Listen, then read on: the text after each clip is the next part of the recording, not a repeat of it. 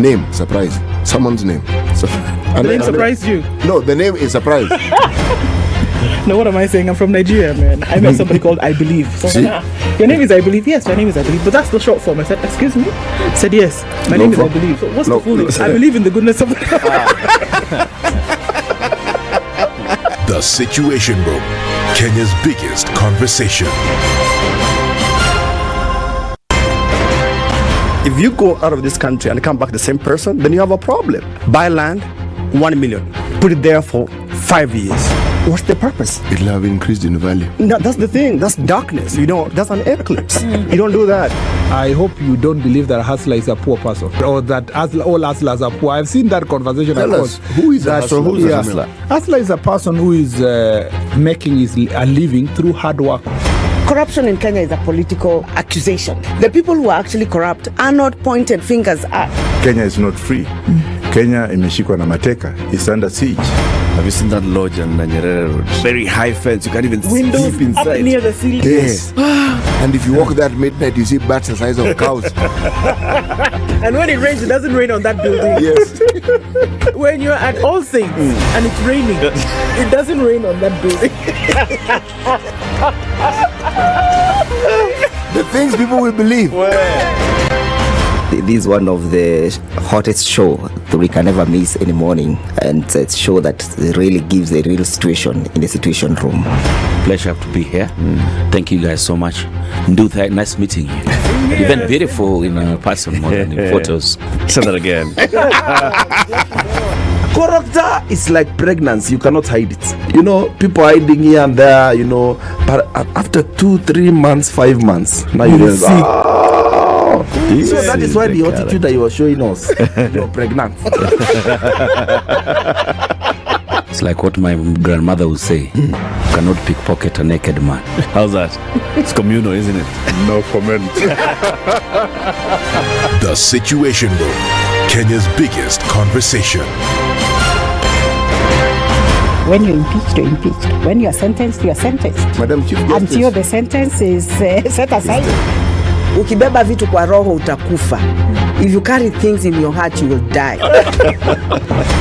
The reason for which you went to school and then gathered experience, that reason must be paid for. All right. Okay. This level. Shape up or ship out. Levels don't change. No. Since about shipping up. You're my business partner here. Shipping out. Are we talking about the ship in the bathtub? Or the ship man? Emmanuel Talabu used to tell us a story of they were in school and they've been told to write composition about a ship. His classmate raises a hand. Teacher, are you talking about a ship or a ship goat?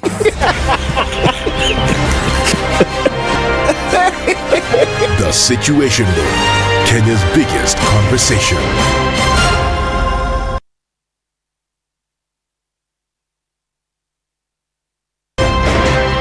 Thank you very much, Eric, and it's good to be at the Situation Room.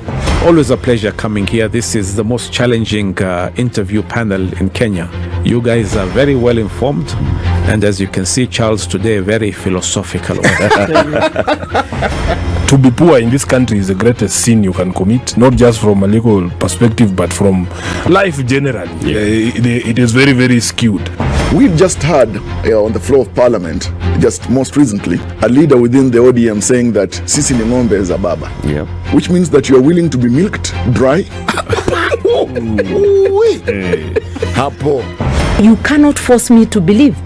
I'll give way. If it's land that I'm told to return to you, I will. Okay? Because the court has said so. But I'll continue saying, hawa watu wamenirusha. That's all that I'm doing. The Situation Room, Kenya's biggest conversation.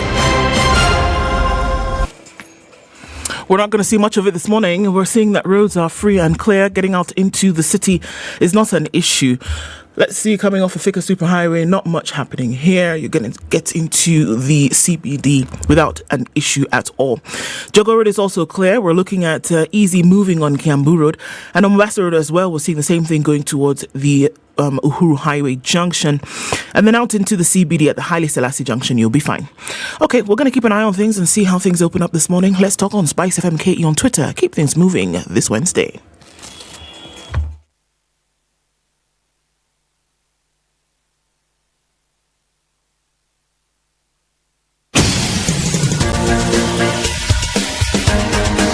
This is The Situation Room, the home of hard-hitting political commentary and penetrating insights about the state of the nation. This is a talk radio experience like no other. The Situation Room, a place for hard truths, debates, and elevated conversations. The Situation Room, witty, political, engaging, deep, controversial. In the room, we have C.T. Muga, researcher, academic, seasoned political observer, a fountain of wisdom in these politically uncertain times. Ndu Okoh, Nigerian by birth, Kenyan by choice, communications expert, Pan-Africanist, a truth seeker and believer in people power, and Latiff, agent provocateur, the man in the chair, seasoned journalist, news hound, a man who believes in punching up, not down.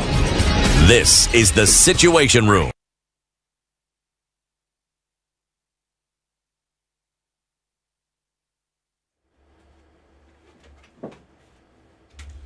Good morning. It is. Are you ready? Okay. Spice FM. Good morning, and a few minutes after 7 o'clock. Online, mobile, and on radio. Facebook at Spice FM KE. This is The Situation Room, the only way to start your day.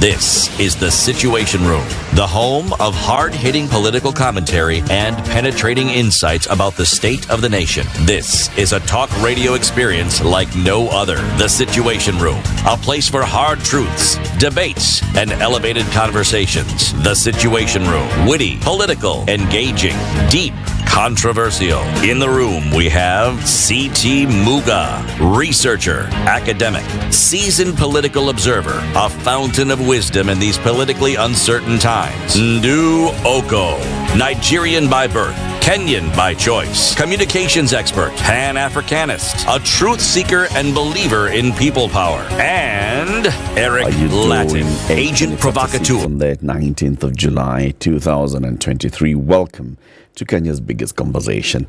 Ndu? Yeah? How are you? I'm fine, thank you. Good morning. Good morning to you. Mm-hmm. To you too. To you too.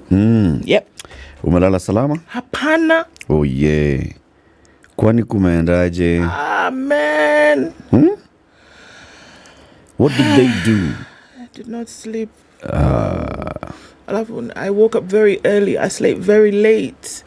A girl has woken up bothered this morning, man. What? Oh yeah. Slept late, woke up early. Telling you. What? So you're running on reserves? Yeah. I am. Hey, pole sana madad. Dada yangu, pole sana. Santi. Usijali. I shall be fine. Yeah. Boat ni ile. Boat. Tuko kwenye ile boat ile. But yeah, we're here. But we're here. Yeah. And we shall thrive. Yes. City, how are you? Fine, thank you. Very good. Yes. How was your night? Good. He's dancing. Good. That's a good thing. Dancing queen, young and Actually, that wasn't the song that was in my mind. What was the song on your mind? There used to be a Zairua band called Soso Liso. So what? Soso Liso. Soso Liso. Yes, there's a song they sang in the 70s called Sex Majeshi. I beg your pardon? How does it go? Please do help us. Sing it.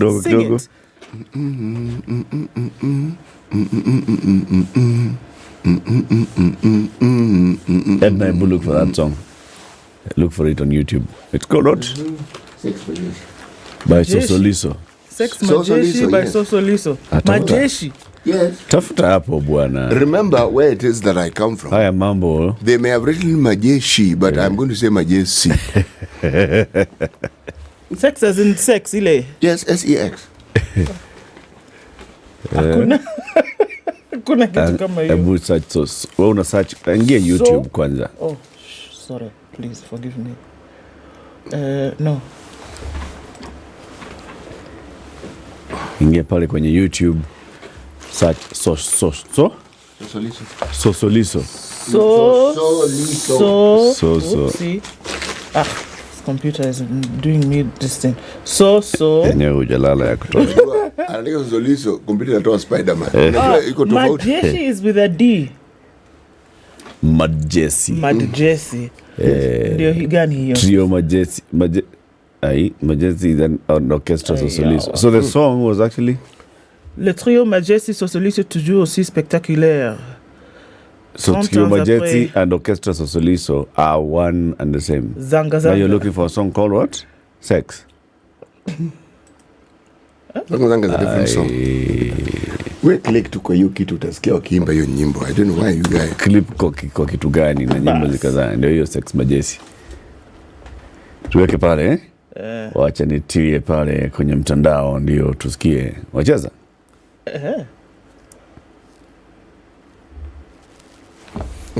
Oh, it's starting like you can hear the vinyl turning. Forward the thing. The song will start. The song will start at minute 5. Bado ijafanya nini intro? Si unajua kitu ni 1 hour long. Look at the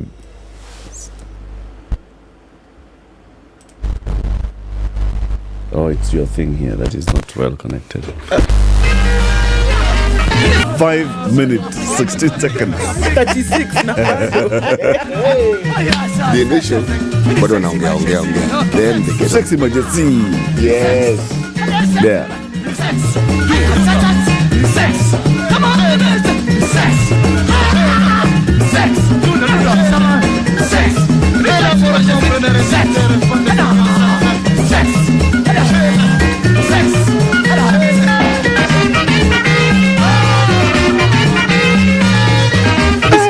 Hey, CT, I'm about to ask you. You want to ask me? Yeah. Do they actually sing at some point? Yeah, or they're just shouting.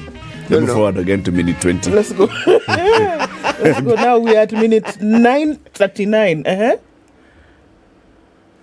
Play. Oh.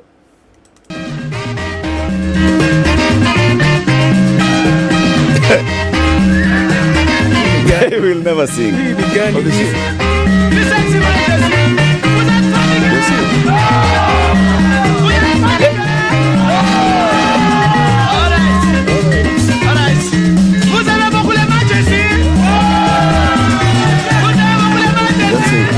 That is singing. That's singing. But it's chanting. And French chanteuse is a song. Yeah. No. All right, come on. That is you and your lyrics. So the Trio Majesty, those are the guys, Yes, and they're from 3 different countries. They're from Angola. Or are they commemorating 3 leaders? Because those that look like. These look like That's Angola. What's the other flag? I don't know who this is, but this is Angola definitely. I don't know who this is. Those other flags, Bwana. Those are not African flags. Yeah. Is it? In an earlier time before. Yeah, maybe before maybe some earlier flags. flags. Yeah, because I've heard them mention DRC. Yeah. Okay. Hey. All right. Okay. Sour bus. So this song was from. How did we get there? Yes. Okay. Where did the rain start beating us? City came in dancing, and I just assumed that there was a song in his heart. It was. This was the song in his heart. So if you feel this morning that you want to add 1 + 1, it is completely up to you.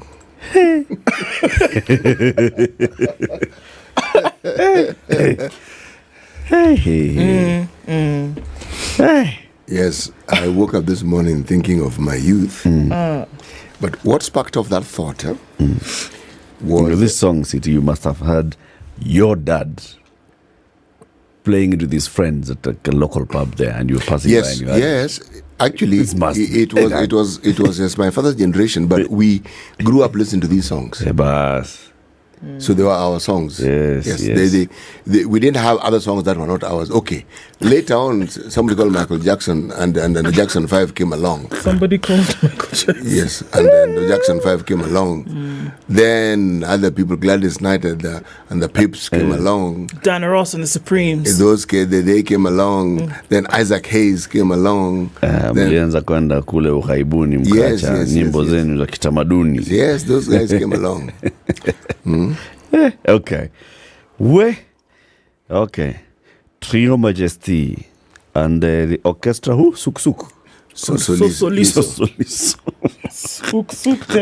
Suk. Hiyo ni dance style ya Kasavu. Sasa that band they come from Martinique. Yeah, that one. Those guys. Those guys. Haya. Karibuni sana katika kipindi cha leo kila mtu, and we hope that everybody stays safe today. We'll tell you what's happening. Sawa, wacha nikwambie. Today we will be discussing several things. We'll have a conversation about peaceful protests and whether our political leaders are misleading the public. We'll be joined by Otieno Namwaya, who is the East Africa Director at Human Rights Watch. He'll be coming at 9 a.m. for that conversation, so keep it here for that. At 8 o'clock, we have journalist John Alan Namu, who has been doing some investigative series with his Africa Uncensored, and this is on Kenya's debt. So there are 2 episodes already out from Africa Uncensored. So we'll be talking about investigative journalism into Kenya's debt at 8 a.m. with John Alan Namu. And at 7, we'll be joined by the Principal Secretary in the State Department for Culture and Heritage. Her name is Umi Bashir. The Principal Secretary in the State Department for Culture and Heritage. This is under the Ministry of Tourism, Culture, Heritage. What else is in tourism? Else. Something else in tourism? Okay, they keep changing. So, the PS for Culture and Heritage, these are the guys who are in charge of the museums, of our culture, of heritage. And we'll be talking about what they're doing to promote our culture and our heritage and to market it as well, locally and abroad. And also, more importantly, to look at how to preserve it, including the push to get our stolen artifacts back home. Now, several of them were actually brought back from some country. I forget which one, some 2 or 3 weeks ago. And these were from the Mijikenda community. And the State Department handed them over to the Mijikenda community, the Kaya elders. So, Madam PS, Umi Bashir, comes at 7 to tell us about that. Sasawa? Sasawa. Very, very good. Very, very good. Very, very good. You at your imbo Sex Majestic. Majestic. Umeona sasa? Now, what has happened? You guys, you've gotten the bug.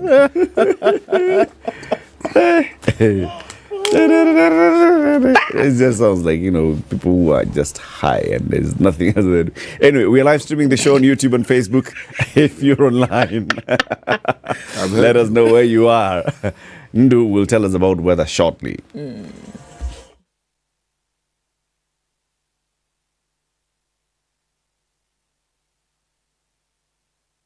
This is the Situation Room, the only way to start your day. It's 12 degrees and cloudy in Nairobi, highs of 23. 27 will be the high and mostly cloudy. Nakuru at 12.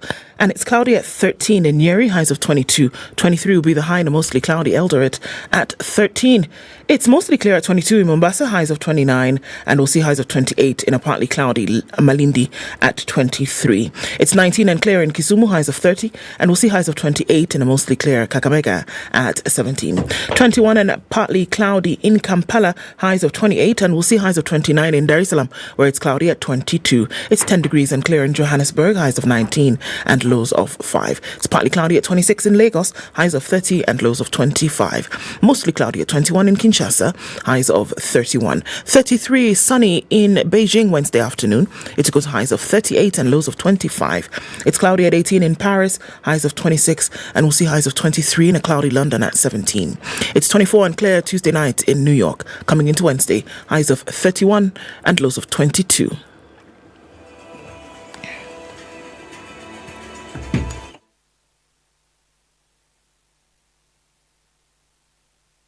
mature, intelligent talk every morning. Spice up yourself.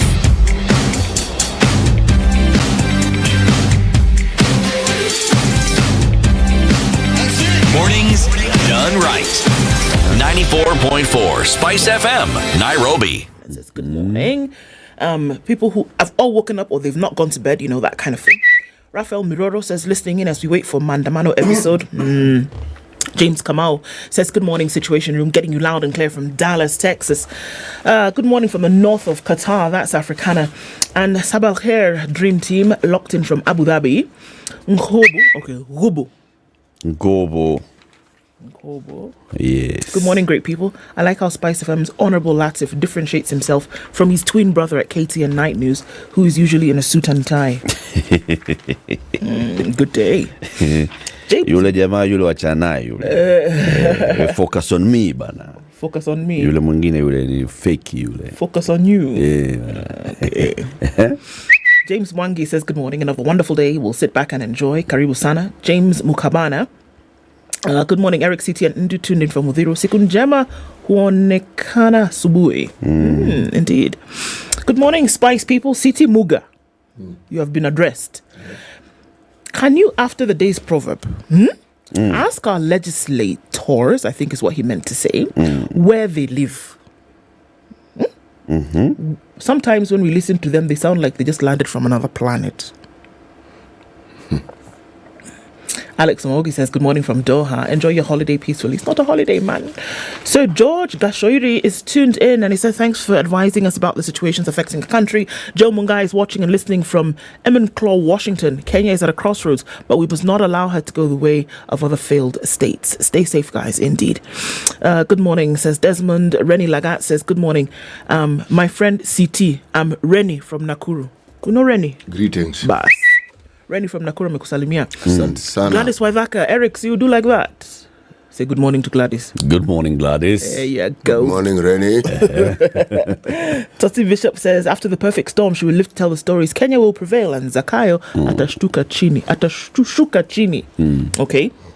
Happy Wednesday. Good morning, listening from the great Minneapolis. Good morning to you. I love Latiff's hairstyle. Okay. I'm not going to ask what I wanted to ask, but okay. Yes, read on. You continue, Yes, Buana. I'm continuing. Mwenda says, good morning. Hope you're all fine. Jabba, yeah, Eric and Co. Jabari, Eric and Co. Okay. Paulo Chiang says, good morning, people. Siti amechangamka. Clearly. Jeremiah Mutai. I've lost everybody. Jeremiah Mutai is tuned in this morning. Samuel Karaoke says, good morning. Chep says, good morning from Australia. Nico Hapa Abu Dhabi says, Sophia, praying for my country. William Gure says, good morning from the capital of Mandamano. Where is that? Ken Mukona says, good morning. Ndakaini is locked in. Esther is tuning from Montreal. And George Mugweru also tuned in. He's tuning from Kigali. Praying for peace today is Emmanuel Emurugat. And Ogana Jr. says, enjoying the show from Nairobi. Tuned in from North Carolina is Alvin Obambo. Rodney Cheptiwe says, good morning, Spice, watching from Everett. A lot of people are tuning from Washington this morning. Cyprian Ewaton says, praying for peace today, watching from Sweden. Dennis Kisai says he's tuned in from the Namanga border. And George Thuo is listening from Houston, Texas. Mina Gerald tuned in as well. Many, many more people online this morning. We see you. Bumule B is represented. Brian Watanga is tuned in as well. Karibuni Isana. Everybody, thanks for joining us. I'm sure Andrew Franklin is online. I'm sure he is. He's tuned in. Good morning, Andrew. Paul Isana. He's been locked out of Twitter, of posting on Twitter. He can read. He can see, he can like. Did he cause offense somewhere? I don't know what he called Musk. Oh, brother Elon. Brother Elon. Sounds like a monk. Okay, sorry. Brother Elon. The guy who has an AI girlfriend. Yes. I'm quite impressed that you know that, CT. These things shout at you. You don't go looking for them. They find you. They just find you. That information just finds you. It comes. It's a bit weird, isn't it? People are playing with dolls. This one wants to marry one. Haya. Tupatie proverb. Right. We are still in the country of Guinea. Oh, hi. To make preparations does not spoil a trip. To make preparations does not spoil a trip. Yes. So please, prepare for the trip. Okay. It doesn't spoil it. All right, that's a good one. We'll hear what the guests think of it as we continue in the show. Let's look at the headlines. Kenya on edge is splashed on the front page of the Standard. The country is staring at a series of protests that will paralyze business, schooling and normal lives of Kenyans. From Wajiko to the international community, all eyes are on the president and opposition leader to come up with a solution, and fast. Okay, so of course that's what's taking front and center. State of the nation. Clerics, foreign envoys say they are worried the demos will reverse peace. Police expected to rein in on the demonstrators, and like in the past, death and property destruction is the result. Leaders from both sides are prepping supporters to take on each other. Government has said it will not be pushed into doing what opposition is agitating for, and opposition says there is no turning back. We'll look into the details of that in just a bit. Shock as 200,000 school laptops gone into the wind. Poof! You ask where? We'll tell you in a bit. Okay, on the front page of The Nation, Azimio demos on as truce bid flops. If there was any attempt on getting into a truce, that did not happen. The push for dialogue, diplomats, religious business leaders call for dialogue and peaceful protests. Working day, President Ruto set to launch 1.5 billion shillings water project in Kericho today. You know, carrying on with work. Yeah. Security assurance, Interior CS urged those wishing to engage in protest to do so within the law. He also encouraged Kenyans to go about their business normally.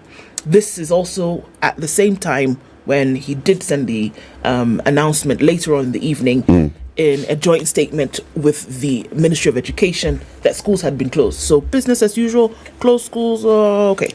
So, we'll look into that as well. Chief Justice Kome appoints 3 judges to hear the tax law case. There will be a 3-judge bench, CT, and they will determine this case. Why top US trade official refused to meet courier? The details of that. Nation is not taking any prisoners. On the back page, MPs threaten to impeach Dungo over retired teachers' pension. Where is our money? You don't give us our money, we will tell you to come and go. We're not doing again. All right? That's what I have. Okay, the Business Daily. State moves to relax large chicks. No. Start again? Okay. State moves. That song of yours, City. It has done the thing in your head. State moves to relax checks on large cash transactions. The real one is even funnier than the book. Right. Okay. State moves to relax checks on large cash transactions.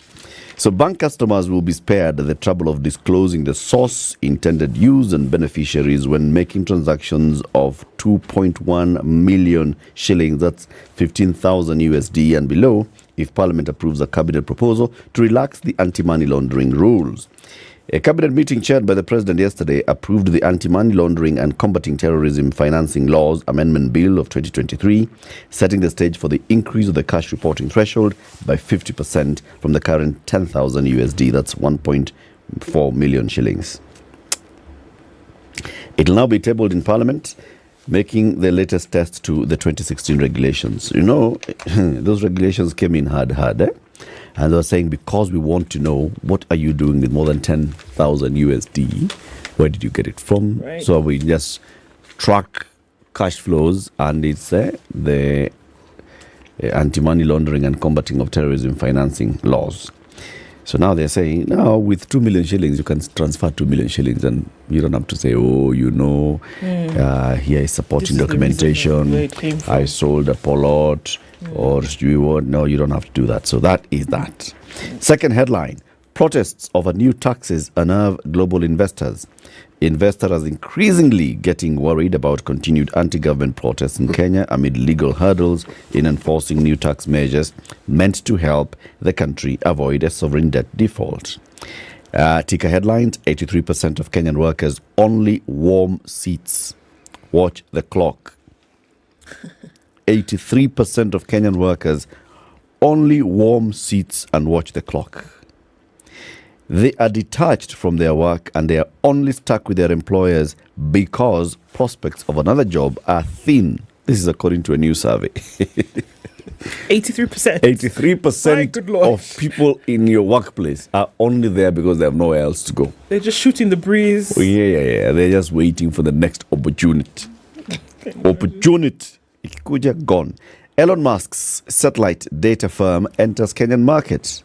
Where this is Starlink, which has operationalized services in the Kenyan market, setting the stage for intensified competition with local players like Kina Safaricom, Jamii, and Zuku. Starlink has come to Kenya. Hui. Higher. Dollar availability boosts investor inflows at the Nairobi Securities Exchange. Those are the ticker headlines. City, what's on the Star? Hey, I didn't get the Star today. For real? For real, I thought I had, but I didn't get it. Allah. I actually thought I had, but I didn't. However, have you read Daily Nation? It's just headlines. Unless you find something that I haven't. No, there's one here. Top U.S. trade official. You read that one? Yes, but you can read it again. Then everything has been read. We'll look into the stories in a bit. Okay, sorry. You have what? Taifa Leo? Taifa Leo. Mabalozi wakohoa. Ambassador's cough. Mapambano. Okay? Washtumu serikali kwa mauaji ya raia wakati wa maandamano, wakimtaka rais na Raila watafute suluhu kwa njia ya mashauriano badala ya kuendelea kusababisha umwagaji wa damu kutokana na siasa za ubabe. Basi waache ubabe hawa watu bana. Ubabe. What is ubabe? Wakohoe tu. Yes. Sasa picha iliyopo Kibaperi. Meg Whitman, balozi wa Amerika, na jamaa mmoja anaitwa Neil Wigan wa Uingereza. Yes. Sawa, let's take that break. 27 minutes to 7. Have you registered for Boma Yangu? BomaYangu.go.ke is the government's portal for affordable housing. And they're saying, okay, start your journey towards acquiring one of these affordable housing projects. They're coming up across the country in various places. And actually, you'll open that website. So we'll be telling people where exactly. So go to the website, bomayangu.go.ke, register, or you can do so by dialing star 832 hash. Star 832 hash. Register, get into it, and my friend, when those houses are ready, wewe na nyumba, hapa kwa hapa, soko kubako, 26 to 7. This is the Situation Room, the only way to start your day. 102.5 Spice FM, Kisumu. All right, it looks like we're not going to have an issue with traffic this morning, but it's all a wait kind of see situation. If you're coming off a Thika Superhighway, you'll be fine getting into the city. There's not much happening there. As you get towards the Pangani underpass, it'll be smooth in and out really in no time. On Jogo Road as well, we're not seeing any movement getting into the city really quickly as well.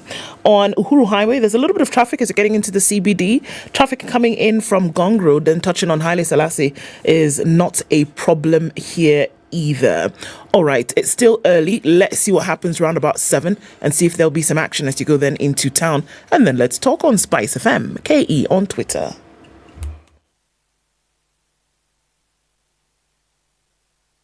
Mature, intelligent talk every morning. Spice up yourself.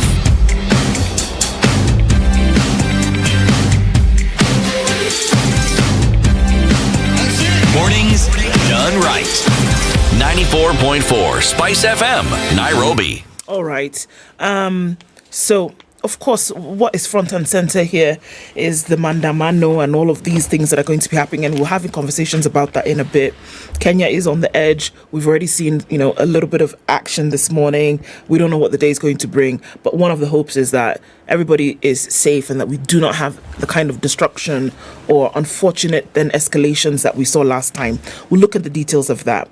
But here, the conversations that have been going on around all of this action today is what then has grabbed center stage. The There's been a push for dialogue, as according to what the Nation is reporting. Diplomats, religious and business leaders have called for dialogue and peaceful protests. Now, Azimio la Umoja One Kenya begins its 3-day third wave of anti-government protests today, with coalition leaders undertaking to brave the withdrawal of their security to lead Kenyans in countrywide demonstrations aimed at pushing President William Ruto's Kenya Kwanza administration to address the high cost of living. We did see a statement yesterday from one of the coalition leaders, Martha Karua, and she said, come out, people. Just come out. Come out with your sufurias. Come out with your pans. It's a way of protests. And it seems like the cost of high cost of living is what is front and center. The opposition leaders told well, it seems from the statement, it seems as though that is what is front and center here. That's what is being fronted as the issue. What is being fronted as the issue. Okay. All right. The opposition leaders told off President William Ruto and declared they will hit the streets with or without security, a provision they said was not a favour but a constitutional right. This came even as Interior Cabinet Secretary Kithure Kindiki urged people wishing to engage in today's protests to do so within the law and without violating the rights of other Kenyans, warning that stern action will be taken against lawbreakers. He encouraged Kenyans to go about their business as usual. But the thing is that later on in the evening, he did say that all day schools in Mombasa and Nairobi would close. All right? All of them? All of them.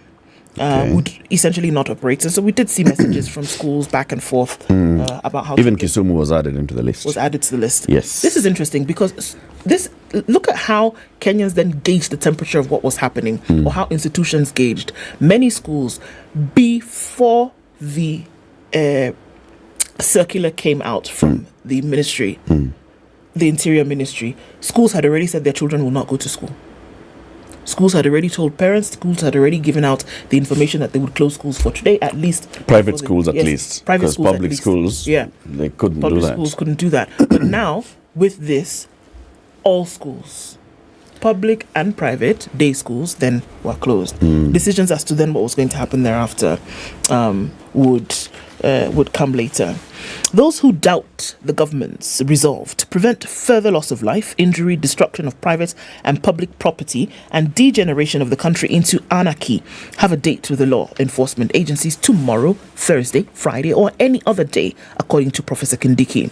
He further confirmed that national security agencies have been deployed at all the available resources to ensure that scenes witnessed on Wednesday do not recur. Okay. And then on the other side, the political leaders, now this is Kithure Kindiki, a state officer. The other political leaders, they're organizing and mobilizing. You've seen Nairobi women leaders of Kenya Kwanza, including senators. What are those the nominated senators? Her name Karen Nyamu. Okay. Is there a group that I should know the name of? Somebody's name. Okay. Yeah, you know all the nominated senators who are in Kenya Kwanza. So in Nairobi, they're saying, all right, so we are also going to organize our own protest to say this and the other. Nairobi business people, some group of Nairobi business people saying we're also going to organize our own protests and demonstrations towards the houses of Raila Odinga and Mama Ngina Kenyatta. What nonsense is the question you want to ask? The people in Azimio, on the other hand, are saying, tutatoka mutakipata, we will be here. News of, I don't know, Babu Owino coming from Mombasa, just to the airport, is arrested. It's basically just, they're all doing these things. And if you look at what all these leaders, both Azimio and Kenya Kwanza leaders, have been saying, and the kind of taunts that they've been throwing at each other on social media, and understanding their audience is not the other side, the audience is actually their followers, it's really, really, really annoying. It's not just sad, it's completely annoying. Because it just shows you that these people just don't care. I mean, for them, it's a match. And it's a, wacha tutrokee tuone nani atakuwa na nguvu at the end of this. It's a pissing contest. It's a pissing contest. And people are going to die. We're no longer at that point where we say, it could cause it could cause the way there this one might looks. be drama. No, there could be a threat of possible. No, it's not. We're staring at this thing. We're there. We're at the lines. It's just a matter of who's going to throw the first stone. Yep. That is it. That's it. And that is where we are right now. And people, and I keep asking the question about people. People today, the Kenyans that everybody has been tossing about in conversation, are scared. CS says, come out and go to work as normal. Are you kidding? Nobody's going to do that. People have withdrawn their children from school even before the ministry gave this edict. And then he gave it, and people said, okay, then absolutely. People whose children are in boarding schools in different parts of the country might ask themselves the question, okay, so then what happens to us?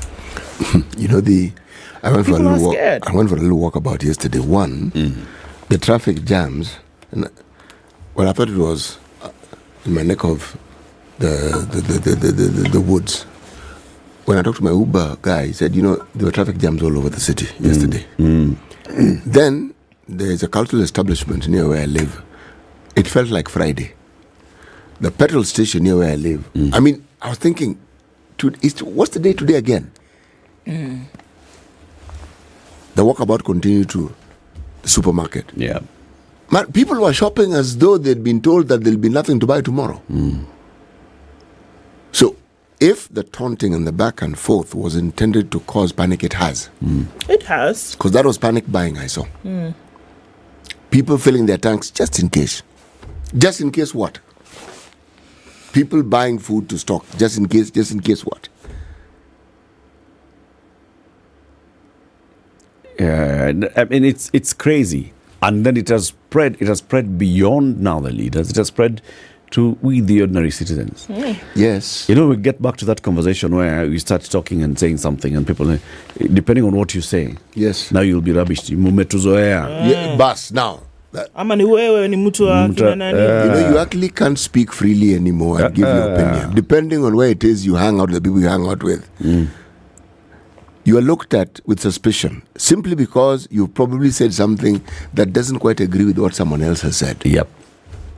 I mean, if you look, last month, the conversations that we are having today are the same conversations that people were having. All right? Yes, but just at this time, just for voicing your opinion and saying something, you're like, be serious, but don't be silly. You people. An edge has crept in, and now everything has added meaning. And then the problem with added meaning, it will also have added consequences. You know what is strange, though? There are people who are uttering such nonsense. And you wonder, do they think for a second this thing they're setting in motion could catch up with them? Or do they think they are immune? They don't think far enough. They don't think beyond the words that they say. That's the unfortunate thing.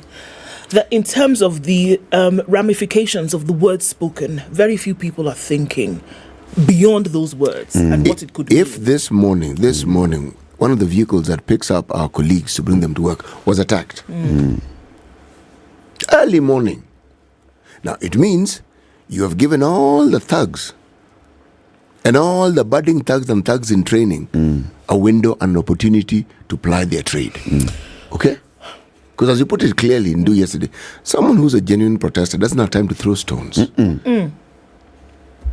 Doesn't have time to steal people's properties. But there are those who understand that the call to Mandamano is an opportunity. It's open season for them. It's complete open season. Now, you're telling me that the government, who has a monopoly on intelligence, monopoly on violence, as I call it, because all the trained people who are trained to kill, to cause mayhem, to harm, whether it is the army, whether it is the GSU, whether it's the AP, the police, these are trained people.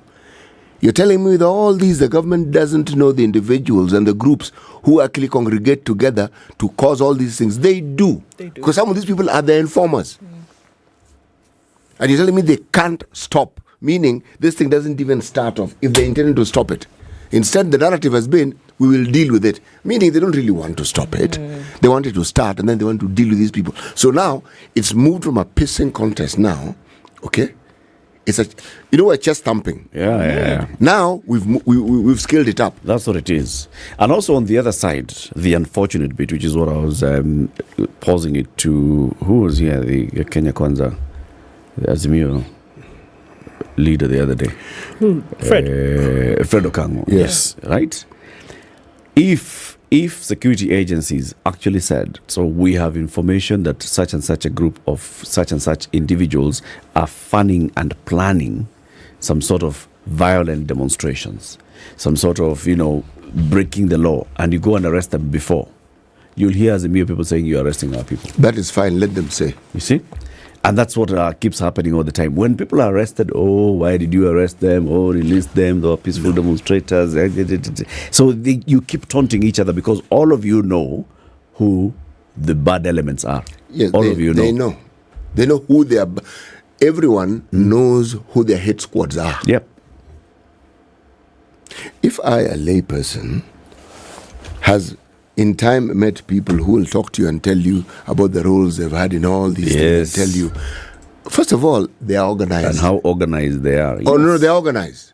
They're organized. There are people who know we are going to be operating here and we are going to do this. You and your group, you're going to do this. You and your group, you're going to do this. And when you do this, when the police react, we will do this.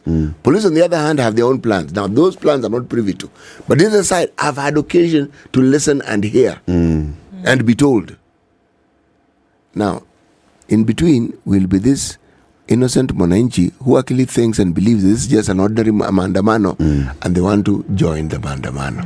Yes. And they're the ones who are least prepared for whatever's going to occur next. Oh, yeah.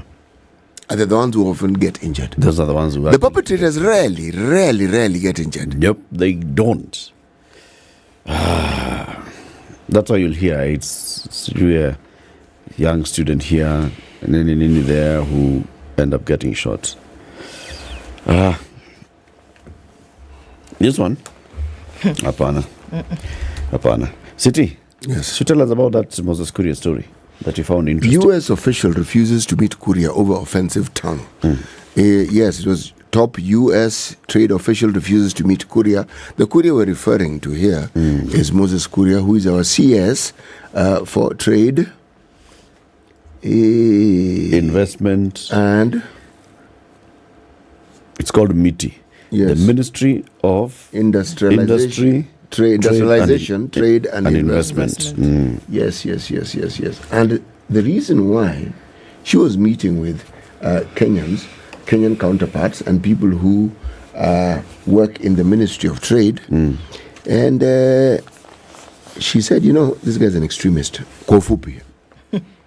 And is that what she said? Yep. I mean, what's the story saying? Okay, let me read it. Did the officials give an official reason why she did not meet him and say that it's because he has... All right, let me read it for you so that you can see it. The ambassador cancelled her planned engagement with Kuria at his office today, which is in Twin... What's that place called? Not Two Rivers, Twin Towers. Yes. Today, okay? He was blocked from the scheduled meeting with the U.S. officials, but CS Miano proceeded with her meeting. She was also meeting. Disclosed multiple sources within government who spoke to the nation in confidence. The isolation of Mr. Kuria comes at a time the U.S. is on a charm offensive in Africa and views Kenya as the East African community entry hub, and affirmed by U.S. Ambassador Meg Whitman is the next Silicon Valley. Okay? Now, where in this story is it saying? All right. Sources that she refused to meet Kuria over offensive the tongue. trade offensive is the trade representative is called Catherine Tai. Okay.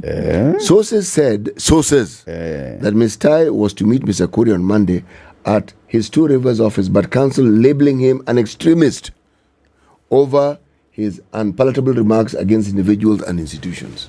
That's where the term comes from. That is what the sources are saying. That's what the sources are saying. Why is this lady in Kenya? She is the trade representative for the US. Yes. All right. Kenya is in the middle of negotiations with the US for a new trade deal. Okay? Yes. Remember this. And remember there was a delegation that had come, was it last month, June or May, over this.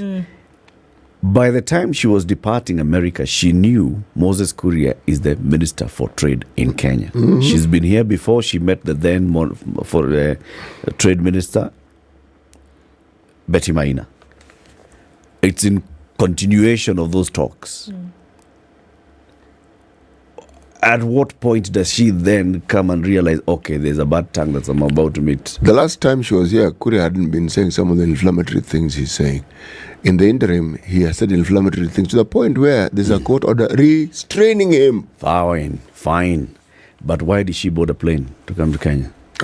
She said, and what power does she have to say, you know what, I'm not going to meet a Kenyan person because, I don't like his tongue. She can't decide who she's going to meet. Actually. No, she represents the United States government. If the United States government says we are not going to engage, that is one thing. If Miss Tai personally says I'm not going to engage, then that's her personal opinion and she should vacate that office. Yes. We're not going to be... sources said that is what she said. Now, as to whether she can do, of course she can. She can decide who to meet and not to meet. Who says she can't? If her government feels she should be censored for not meeting a Kenyan minister, that's a different story. But if the sources are right, then our government, she refused. Even our government should censure her. All right? They haven't. And make an official complaint to the United States government. They haven't. And say, because another minister will come together and say, I don't like how that guy believes.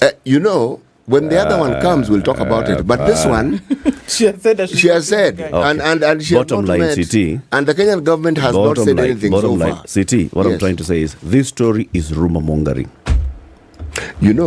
This story is not telling us where Ms. Tai said, I am not meeting. Where officially, the delegation said we are not going to have a meeting with CS Moses Kuria because we have got concerns about him and his personality. There is nothing official communication. Some source that the nation claims to have talked to who says that she did not meet him because of his loose tongue, that source, nation should tell us what the source is or shut up. But I agree with you. Or at least give us a full detail of this. I agree with you completely. In fact, they should quote her and said this is what she said verbatim. There is no such quotation. Or at least some form of official communication that shows there is no such a meeting was scheduled. And earlier, the delegation of America through the embassy in Nairobi had said, Ministry of Trade, could you please send maybe the trade PS to come and have this conversation? Could you, up to the last minute, it was Moses Kuria who was meant to sit in this meeting, and then they said he was blocked. This article... In this country, he was blocked. Eric, this article is what I am discussing. Not my own personal... I'm also discussing the same article. No, you're not. You are discussing your personal view. I'm discussing the same article. Now, the article has been given a front page headline here. It has been given a full 3 columns inside page 8 of The Nation. If The Nation have a grudge with Moses Kuria, let them come out and say, you know what, this guy that we have a grudge with, blah, blah, blah, we have heard. But aside from that, don't create this.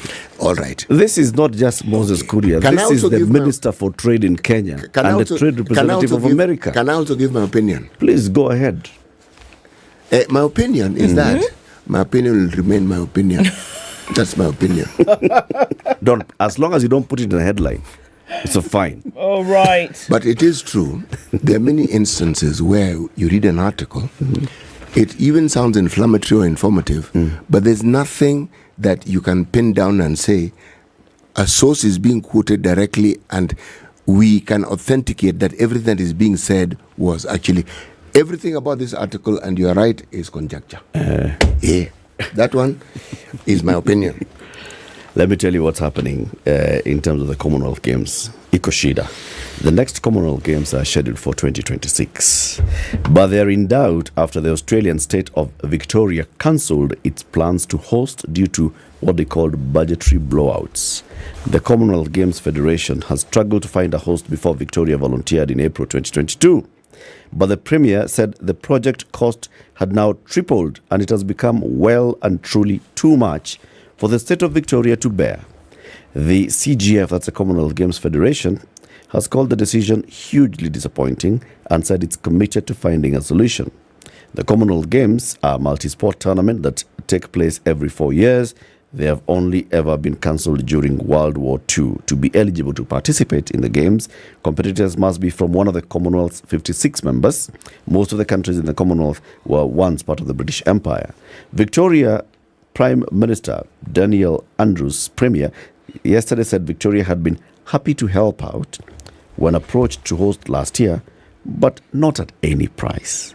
Organizers had originally estimated that the event, hosted across cities including Geelong, Bendigo and Ballarat, will cost £1.4 billion, or about 1.8 billion USD. And the state government had billed it as a boost for the regions. But now the 12-day tournament was expected to cost more than 6 billion Australian dollars. That's triple, Andrew said, adding that the new figure is more than twice the estimated economic benefit it would bring to Victoria. Basically, they were approached by you guys, you please, now it's no longer people bidding to host. There's nobody even bidding to host. The Commonwealth Games Federation approached Victoria and said, could you please host it? They looked, how much would it cost? Well, about 2.6 billion Australian dollars. They looked at it and they looked, how much value could we get out of this by hosting this kind of event? Now they have started. Costs up, costs have tripled. They have said this is more than double the value that we would get from hosting these things. So they said we are not hosting it. So now, Commonwealth Games, this is the beginning of the end. Hey. That's basically what we are saying. You are a naysayer.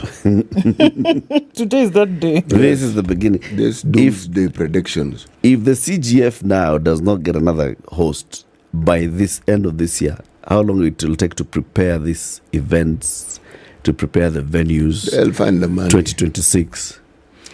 They'll find the money. Who will find the money? You see, it's not the CGF that's funding. They'll find the money. They'll tell us they're not funding it, but they'll find the money. The Australians? No.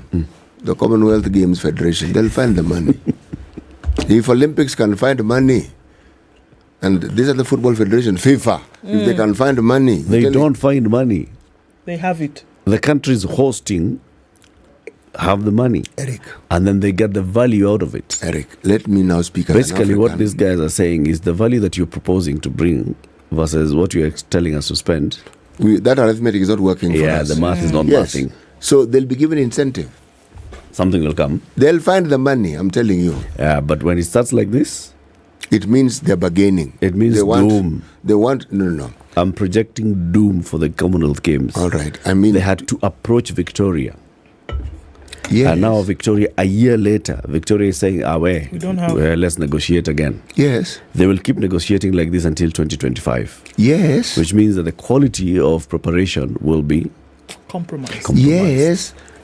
From planet. there on, the next one, 2030. The planet is going through difficult times. Commonwealth is within this planet. So it must also go through difficult times. But let me repeat, they will find the money. Okay. If they can't find the money, I was going to say they'll go to the Queen. Yeah. No, sorry. They'll go and see King. King, this thing of yours is not working. She was a kaplot to 20. To a pair. Yes. Hii Commonwealth ni yako. Kamoja tu. Uza ile island. In fact, even hapo Victoria, akona plot. Usiwapatie ile plot. Wapatie moja. Kwambia tu sasa hii na kama haitoshi tutoe ingine. And Adelaide pia utoe kaplot kidogo wapatie. All right, keep it here for more conversations coming up in the next hour. A very good morning to you. It's 7 a.m.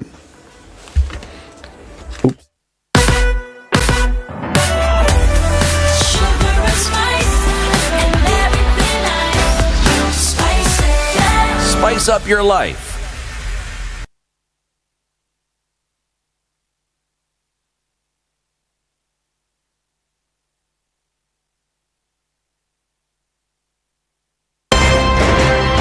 When you're impeached, you're impeached. When you're sentenced, you're sentenced. Madam Chief Justice. Until the sentence is set aside. Ukibeba vitu kwa roho utakufa. If you carry things in your heart, you will die. The reason for which you went to school and then gathered experience, that reason must be paid for. All right. Okay. This level. Shape up or ship out. Levels don't change. No. Since I'm not shipping up. You know my business partner here. Shipping out. Are we talking about the ship in the bathtub? Or the ship man? Emmanuel Talabu used to tell us a story of they were in school and they've been told to write composition about a ship. His classmate raised a hand. Teacher, are you talking about the ship or ship goat?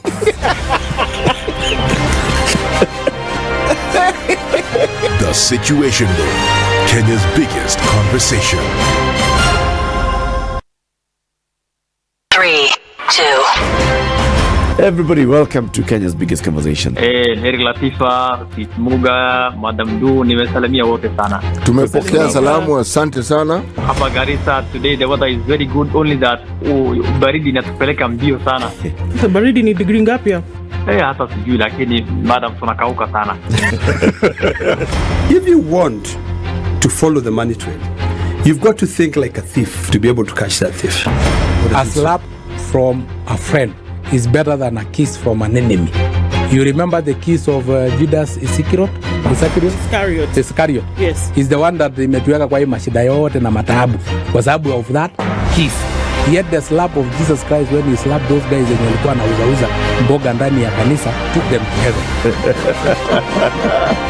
The Situation Room, Kenya's biggest conversation. London Mulwa DJ Absolute. When the gang is together, Got the sugar, got the spice. Yorada. Yes. I have missed you like hot hamburgers. Eh? Like hot hamburgers. You know, bad boys give more money than you can count. Hey, bad boys get more money than you can count. If it's fun, it's funky, it's fresh, you're definitely going to catch it here. I don't know what you do. Spice FM, Nakuru. So that this morning, you'll be able to get in and out of the CBD. All right. Folks telling us that the CBD is actually quite empty and nothing is happening there. So in and out traffic is not going to be a problem. Are you coming off of Kiambu Road? You should be fine as well in terms of if you're trying to get somebody somewhere quickly. Also on the Thika Superhighway coming into town, out of town, that is not a problem. Mombasa Road looks pretty good as you get towards the Nyeri Stadium, that roundabout, and then out towards the city as well. We're doing all right, at least for now. We're going to keep circling back and see what it looks like through the morning. Talk to us also on Spice FM KE on Twitter.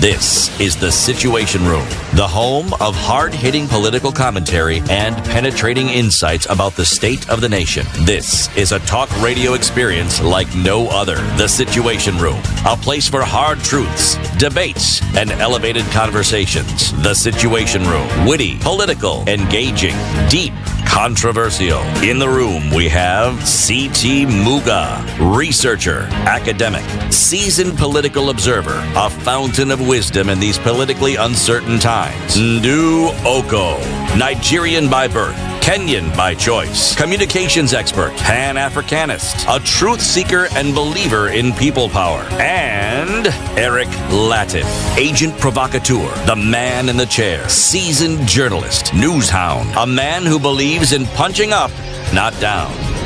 This is The Situation Room, the only way to start your day. 7, Kenya's biggest conversation enters the second hour now. The fact that we didn't have a news bulletin, that's part of the news. Mm-hmm. Okay? That it's 4 minutes after 7. It's part of the news that we didn't have a news bulletin. Oh, voila. Yeah. So Dennis Aseto wasn't able to make it in good time into the studio this morning because of what's happening around the city. Okay? But we'll keep giving you updates of exactly what's happening around the city throughout the hour as we continue our conversations. We're now live as well on KTN Home and KTN Home, Spice FM, YouTube and Facebook, Spice FM across the country. So the judiciary is meeting today, and this is the Employment and Labour Relations Court, celebrating 10 years of existence since this court was basically hived off as, you know, a department in the Labour Ministry, and now given a proper mandate as a court with jurisdictions such as like that of the High Court. They are at the KICC for the Employment and Labour Relations Court Annual Symposium. This is happening since Monday. It goes on until tomorrow, and they're telling you, please just pass by the KICC and let's engage. We want you to understand what the court is all about, what we do, how you can bring your disputes before this court, how we also embrace alternative dispute resolution mechanisms, and how we can work together to ensure access to justice and faster access to justice. So it'll also be live on KTN and also being streamed on the judiciary's website. Sindio, the mining fraternity is also meeting. Indeed. Did you know that there was Association for Women in Energy and Extractives in Kenya? Well, they, in collaboration with the Kenya Chamber of Mines, is currently having the Kenya Mining Week conference and exhibition here in Nairobi. What are they doing? Talking about the opportunities that lie within the mining industry and how you can take advantage of them, as well as putting forward Kenya as a destination for the mining industry globally. So coming, having a conversation, looking at opportunities, talking with... Yes. Ministry of Tourism, Wildlife and Heritage. That's it. It was Wildlife and Heritage. Wildlife. Yes. The Ministry of Wildlife, Tourism, Wildlife and Heritage has a State Department now for Culture and Heritage. And the PS is Umi Bashir. She's in the studio. Good morning. Good morning, Eric. Welcome to Kenya's biggest conversation. Thank you. Asante sana for joining us and occupying the hot seat of the Situation Room this morning. And as you come with that lovely smile, let me remind you what Colgate is doing. You know Colgate. Yes. Who doesn't know Colgate? And who would have a smile? Now, Colgate would like to spread the smile across the country by asking you, whenever you're going to shop for your next shopping for Colgate, go to Naivas and buy Colgate. Some of that money will go towards helping at least 150,000 people get access to clean, safe drinking water, because Colgate are working with some partners on the ground to sink some 30 water wells. Some 30 wells which will benefit 150,000 people. And all you need to do is buy Colgate. Good thing, isn't it? Indeed it is. Yeah. So karibu sana. City has the day's proverb to welcome you into the show. Our proverbs for the whole of this week are from the country of Guinea. Guinea. Not Equatorial Guinea, nor Guinea-Bissau. Guinea. No, your guy is down south. Not Papua my relative in Papua New Guinea, not those ones either. This is just Guinea. Okay. All right? To make preparations does not spoil a trip. To make preparations does not spoil a trip. A trip. P.S. What do you make of this proverb? I guess organizing yourself put you in a better position to be prepared for your endeavor. So always be prepared for whatever stake you want to take. Makes sense? Perfect sense. Perfect sense. Yes. Is it? Always be ready. I mean, preparation doesn't take away anything. Yes. From what you're preparing for. If anything, it enhances and it ensures that whatever it is you want to do is done exactly as you wished it to be. Yes. P.S. Bashir, what is the job that you have in the State Department for Culture and Heritage? Okay, first, thank you so much for having me in the studio this morning. The Ministry of Tourism, Wildlife and Heritage is the utmost pillar of tourism in our country. So for tourism to be successful, we need certain products. For instance, where I am, Culture and Heritage, we have the products of now the museums, we have our cultural artifacts and assets. Then we have wildlife, which of course is about the bush, and tourists are attracted to that. Then we have the beaches. So tourism cannot be in existence without the two products, which is basically wildlife and heritage.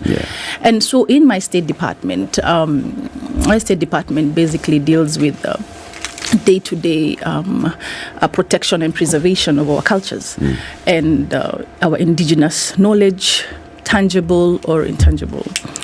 So under the Constitution, Article 11, our cultures, what I deal with is basically cultures of our country, and our cultures are termed as the most vital, the binding factor of our country.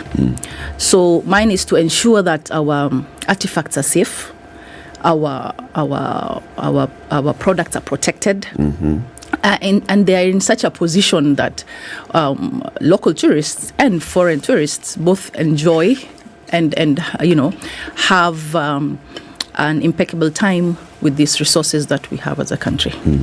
You know, whenever we talk about culture and heritage, I mean, there are very many things that could come to mind. I'm not sure if all of them are part of culture and heritage. We talk about the music, we talk about our foods, we talk about our dressing, we talk about even the way we told our stories and the stories that are there, you know, the stories that are being told by each and every community. Are all these part of what we consider culture and heritage, including even the arts and the artifacts that we have? Is that all it? You know, initially it was arts and culture before this regime. So the current executive order, the first executive order, when we came in, separated culture from arts. So we were in sports, and now we moved to tourism. So we are under the arm of tourism. So arts remained with sports. So it's youth and arts, State Department of Youth and Arts. So anything library, anything film, the Kenya Cultural Center, theatre, remained with arts. But you see, in culture, there are wall arts. We have wall arts in Kisii. We have wall arts in caves in this country. Yeah. And culture now deals with basically our cuisines, our dances, our cultural dances. You see people dancing when when we have visitors in this country. And we have, our storytelling culture in this country, where our great-grandfathers or even our grandfathers used to sit us down and tell us these stories. And we have heritage. Heritage is now our historic sites, from Fort Jesus, Lamu, all the way to Western. And we have cultures, different cultures. Like the other day, I was in Rusinga. They had this festival late last year, the Rusinga Festival, where there's boat racing, and it's really exciting. We have the bullfighting, festival. These are some of the cultures that are there inculcated in our country. And arts and culture go hand in hand always. We cannot, for us to express our cultures, we need arts. We need arts to be part and parcel of our journey as culture. So, but we still work together. We're one government, and one way or another, we're always in the same room with arts. Obviously, as you talk about some of these things, the preservation of culture then is important. It's interesting to see then what would the department be doing? What kind of activities would you be entering into that looks at the preservation of these cultures, so that 100 years from now, how many ever years from now, it's something that will be, essentially cast in stone that belongs to Kenya?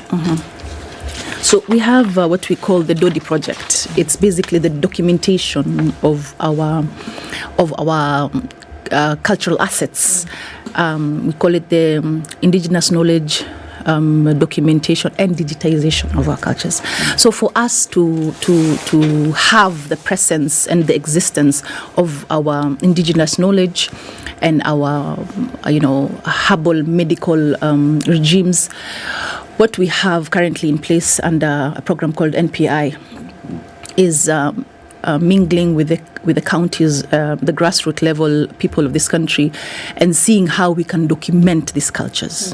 So what we do is currently we are going around the counties. We have 3 different phases of this program. It's called the Natural Products Industry under the National Museums of Kenya.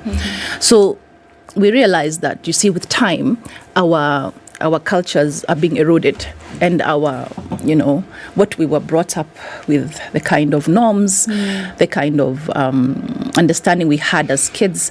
Basically, our kids are not, enjoying what we enjoyed back then. So because thanks to social media, everything is changing. So we saw it fit, that we need to safeguard our cultures, so that even 100 years from now, our grandkids who will be there will have an idea on our sorts of dances, our different drums, the isikuti, the danto of the Somalis. We have, different cuisines. We have, the Lamu cultures, so that it doesn't go with the wind. Right. Yeah. So how are we preserving that? You're saying we're documenting and preserving it. Yes. What are we doing? Are we filming and storing? Yes. So what we're doing is basically, we're currently implementing that project in 13 counties as phase 1. So we have 30 champions, youth champions in each county. So we hire these champions. Of course, we pay them a certain stipend, and we give them the tools needed to document this. We give them computers, we give them iPads, microphones. We give them the tools that are needed to record this. So they go deep into the villages, mingle with the elders, mingle with the elderly, and gather this materials that are needed. And some of these are basically what we call the mitishamba. How do we come up with a certain herb that heals a headache, that heals? We have them turi, for instance, in Kilifi County.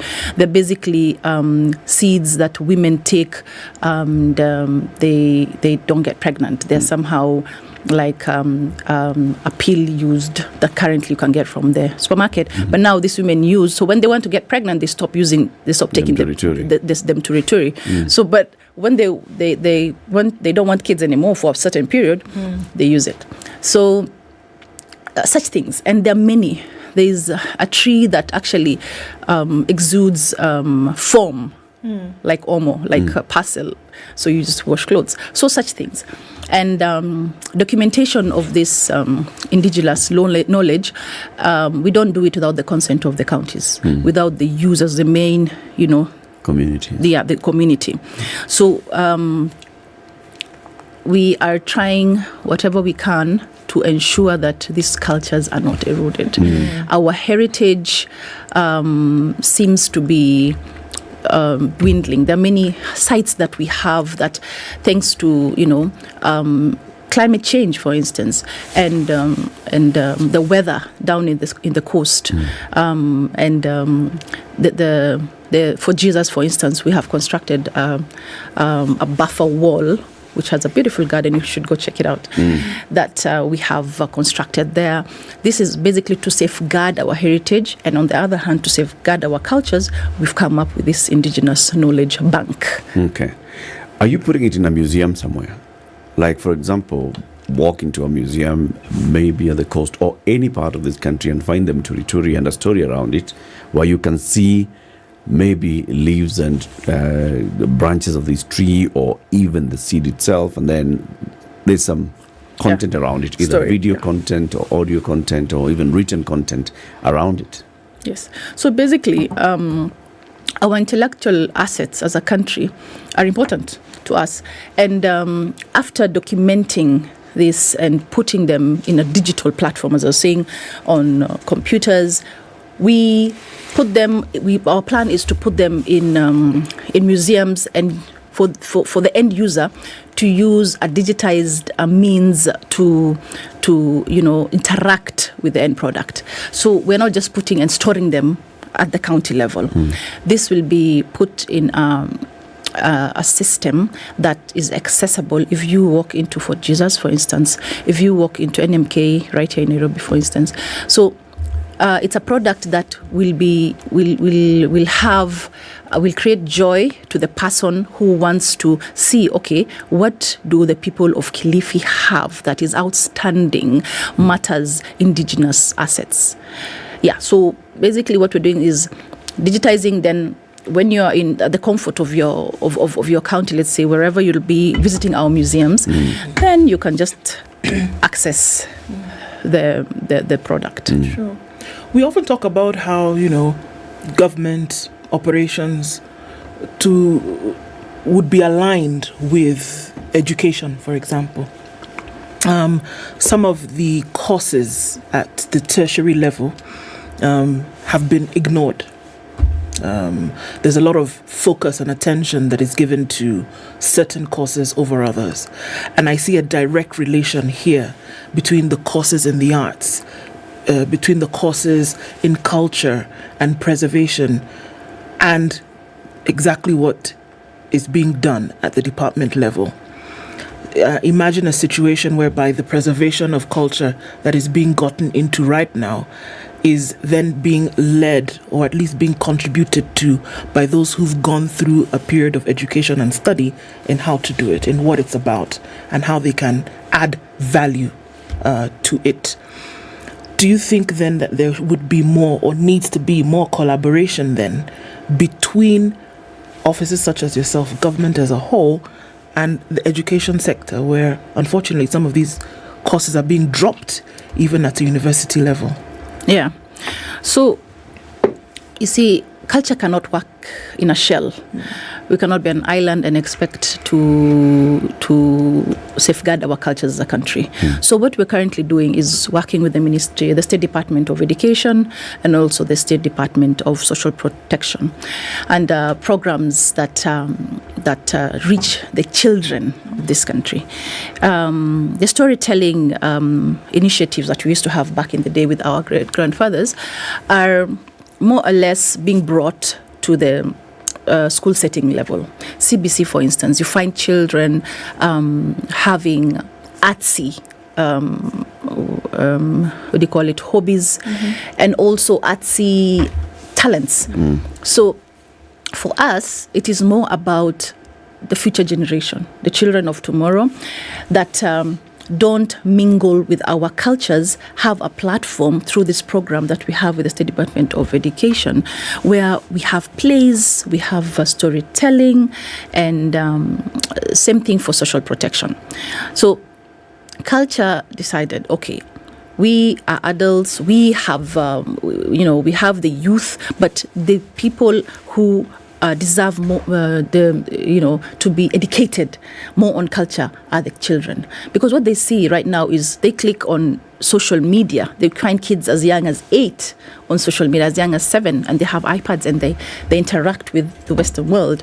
And they don't have that, touch iPad thing, having our Kenyan culture story or our superheroes, and we have so many of them.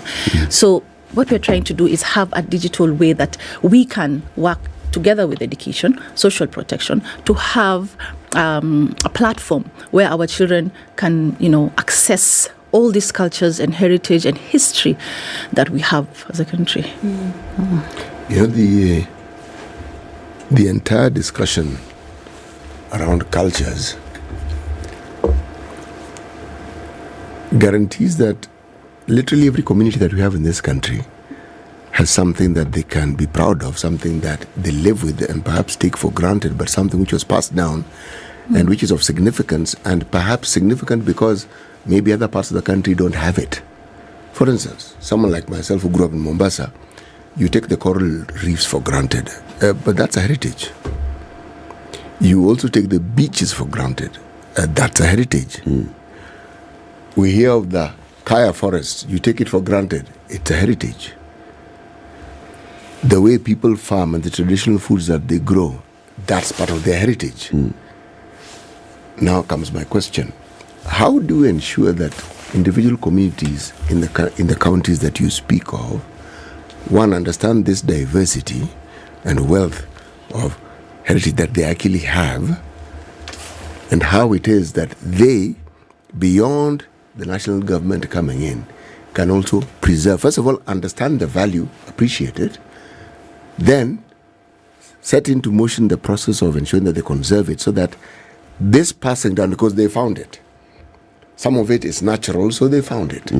Now, their duty is to ensure that the generations that come after them have the same benefit that they did. Because one of the things we complain about is, especially for instance with our natural heritage like wildlife, that when there's poaching, the likelihood of future generations enjoying this gift that we actually found is minimized. How do you get counties to be able to understand, appreciate this, and to take that initial initiative to ensure that they play the role that you have introduced? Okay. So we work with the county governments, all 47 of them. We have the COG, whereby we have committees, different committees, sports, whatnot, and we also have culture committee. So what we do is work from a top-down level, where now the county governments, the governor of that specific county now has and initiates cultural festivals in different counties. The CEC culture, and mostly it's tourism, culture, and different things, but usually there's always culture in every county. So they have their own different festivals, and we have what we call the Kenya Music and Cultural Festival that happens every year, and it is rotational.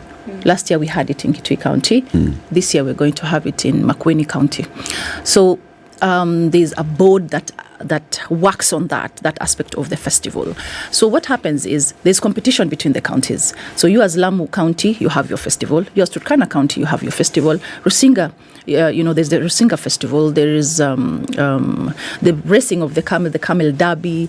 So different counties have different assets, cultures, and festivals. So what happens, this now comes to a certain county, and you compete. So the winner usually gets an award, be it trophies, and some are sometimes monetary. But what happens is what we're trying to do is encourage those festivals not to die. And what I'm trying to do for a change this year, given that it's my first year, is have the end one like a gala here in Nairobi, where we have ambassadors attending, where we have the head of state attending, and seeing these beautiful cultures that we have in the different 47 counties in this country.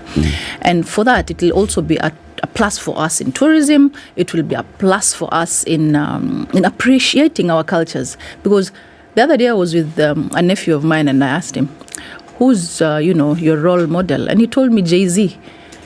Who's your mentor? Jay-Z. And I was wondering, okay, why? It's like, but he's cool. Who's Jay-Z? Okay. It's a singer. So you see, it's what they see on social media. The one for Beyond. Beyond. Anaimba na Beyond. Beyond. Yeah, that one. So I want our children to appreciate our artists, our local artists, our local talents, our local actors.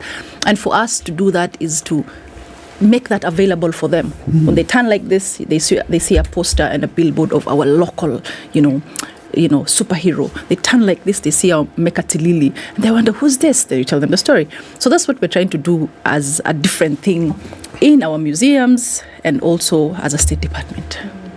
So you have various bodies under you, the Bomas of Kenya. Yeah. Right? Yeah. The National Museum of Kenya and the museums across the country. How many museums do we actually have in Kenya? Oh my God.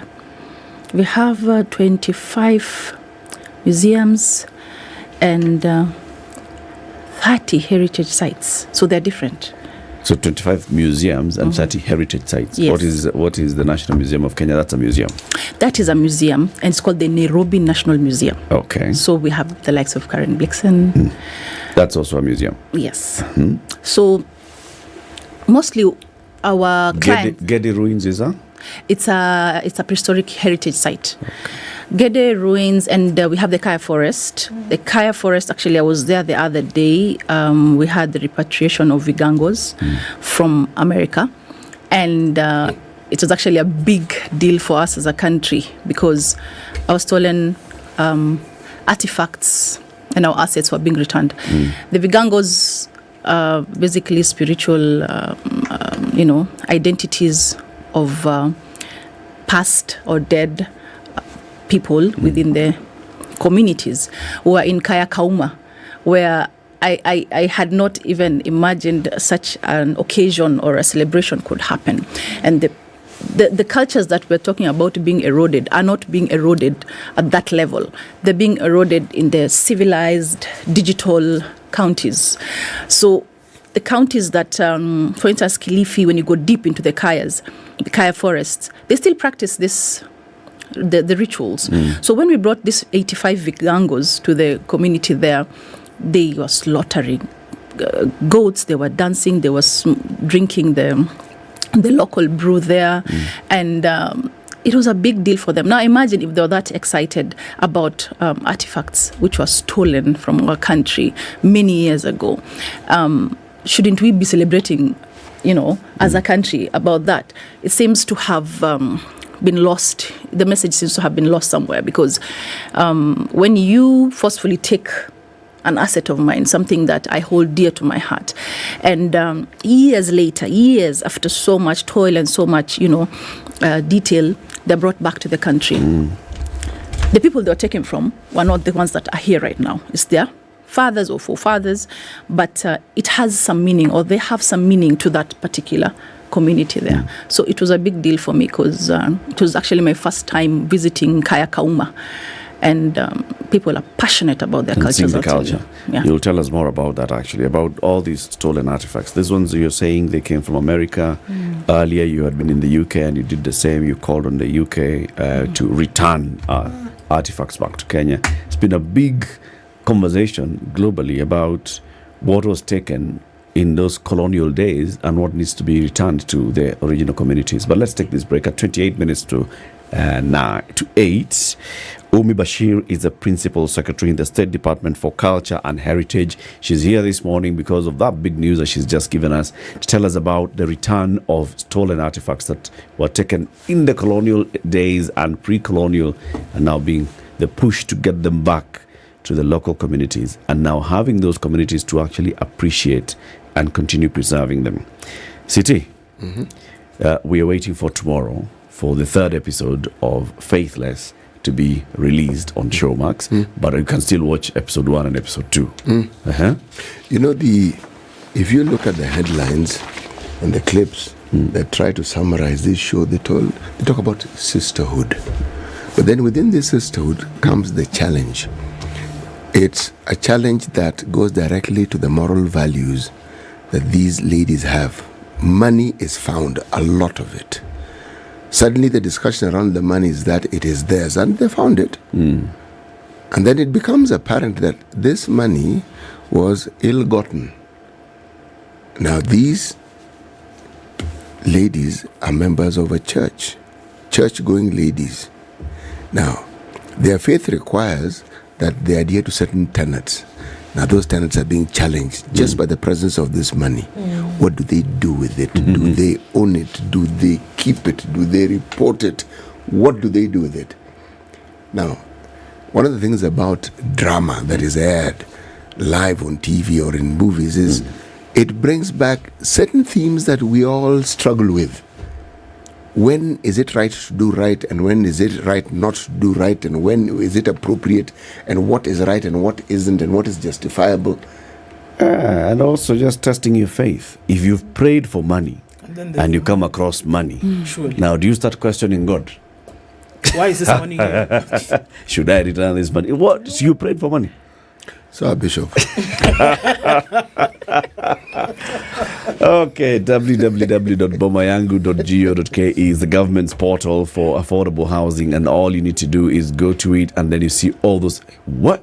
All these are projects under Bomayangu. Yes. Ebu? Machakos, Athi River Town, Kiambu, Ruiru, Nakuru, Bondeni, Nairobi Starehe constituency, Nairobi Athi River, Nairobi Pangani, Kilifi Mtwapa, Kajiado Rongai, and Mombasa Mvita constituency, Tonanoka ward.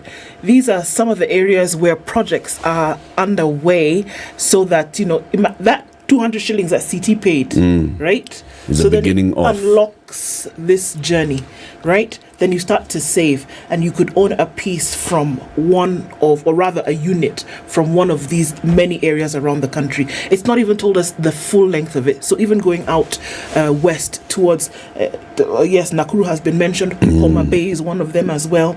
And looking into Kisumu, where other projects are starting. Groundbreaking has happened in certain parts of the Rift as well. So there's options, many options. And Bomayangu is saying you can register, save, and own.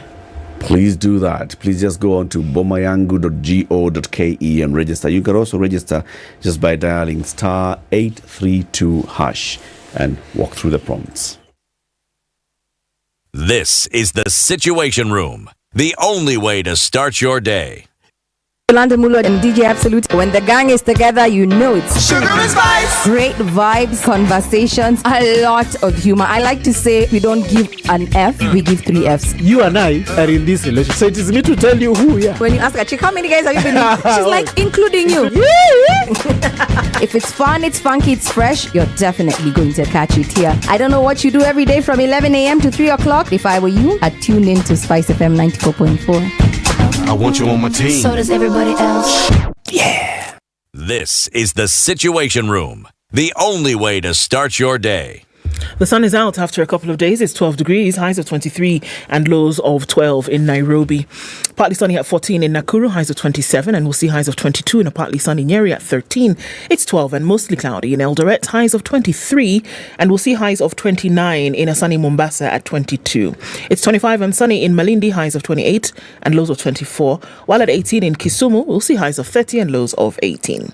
It's sunny at 18 in Kakamega, highs of 28, and looking into Kampala, it's partly sunny at 21, highs of 28 and highs of 29 in a partly sunny Dar es Salaam at 23. It's 9 degrees and mostly clear in Johannesburg, highs of 19 and lows of 5, while it's mostly cloudy in Lagos at 25, highs of 30. 31 will be the high in a mostly cloudy Kinshasa at 21.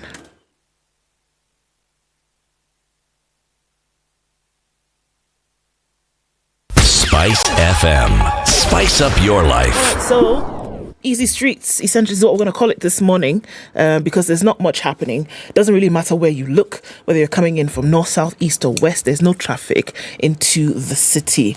Also looking out in the westerly direction, we're not seeing that either, or even going out east outside of Nairobi. Maybe a little bit of traffic on that Ruai Utawala Road, and it's just moving along ever so, freely. We're still going to keep an eye on things this morning, though. Let us know what happens as we get closer to 8. Spice FM KE on Twitter. Let's talk there. Are you ready? Okay. Spice FM. Mature, intelligent talk every morning. Spice up yourself.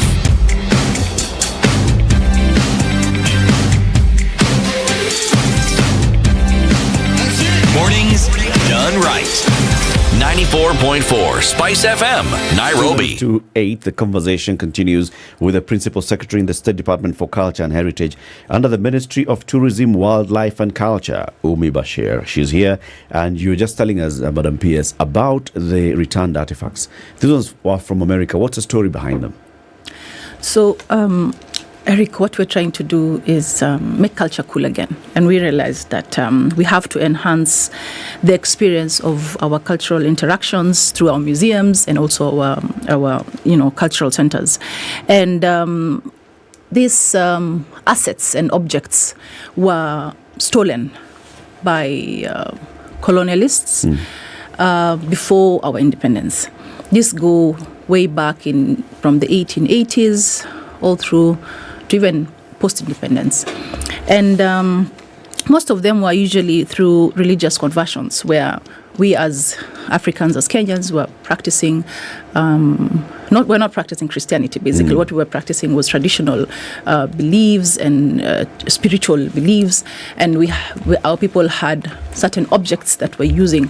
And what happened is the missionaries told the Kenyans that, you don't need this. You need to move away from this. It's a cake. It's backward. You need to believe, this is the Bible. You need to go that way.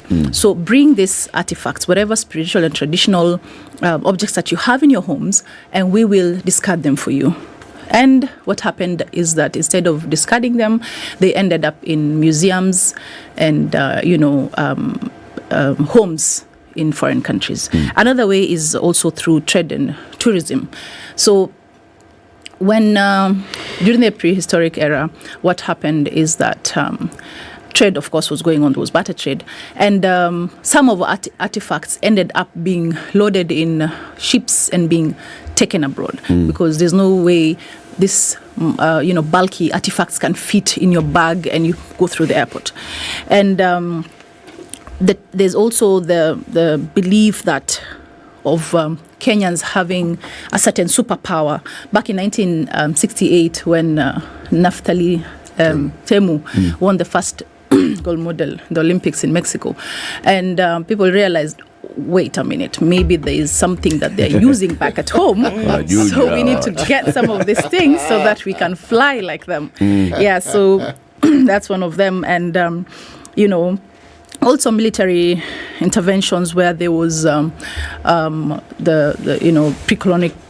pre-colonial era where our Kiticha Enzi, for instance, was taken. That was we also have what is Kiticha Enzi? Kiticha Enzi is seat that was used by the Witu kingdom back then in the 1800s, and Kiticha Enzi is symbol of leadership. So like a throne. Yes, the throne. So the king sits on the seat, and they thought this is the best way to punish these people, so let us take this seat. So it was very emotional for the people of the Witu kingdom, which is basically the Pate Island side right now.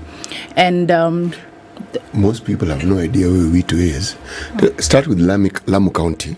Oh, sorry. Yes, and then go to Pate Island. Go to Pate Island. Yeah. So the Witu kingdom. So they took the Kiticha Enzi and also the sacred drum of the Pokomo.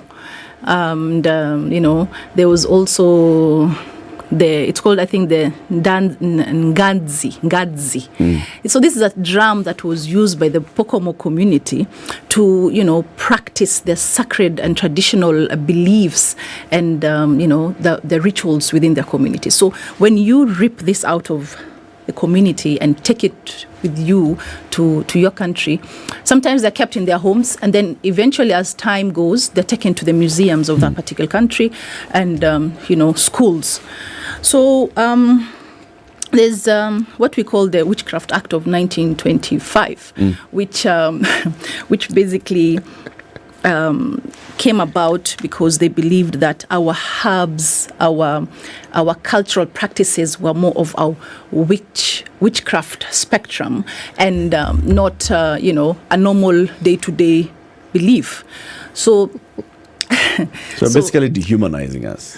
Actually. And saying, stop practicing this. This is witchcraft. Actually, if you look at the colonial mind and the tools that they used, these are all very deliberate. Every artifact that Madam Bashir has mentioned was a symbol of unity for the people. Yeah. Now, when you remove aspects the thread that more or less weaves that community together, the community then disintegrates easily, and it's easier to conquer them. And it's also easier to replace the systems of belief that they had with your own. But you have to remove theirs. And the symbols are key to it. And that is perhaps the reason why you'll find traditional leaders in any colonial setup where the Europeans were, they brought their own leadership. That's where the chief came in. Traditional African communities and other communities around the world had their own ways of going about understanding leadership, but they brought in theirs. Look at the Americans and how they dealt with the Native American. You will understand. They strip you of the very essence of what gives you meaning in your life. And then, when you're left floundering, they then can easily introduce theirs.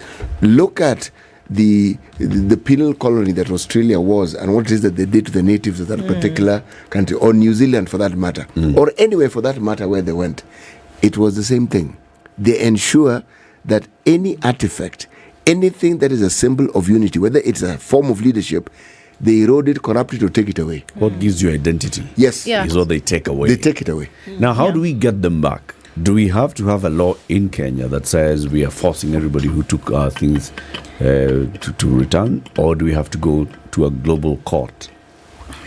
Eric, there's this kingdom that was called the Chitembwe and Lumboka kingdom back in the day. And some of these artifacts that I'm talking about were basically taken away as punitive measures to punish you for, objecting our colonial regime and rule.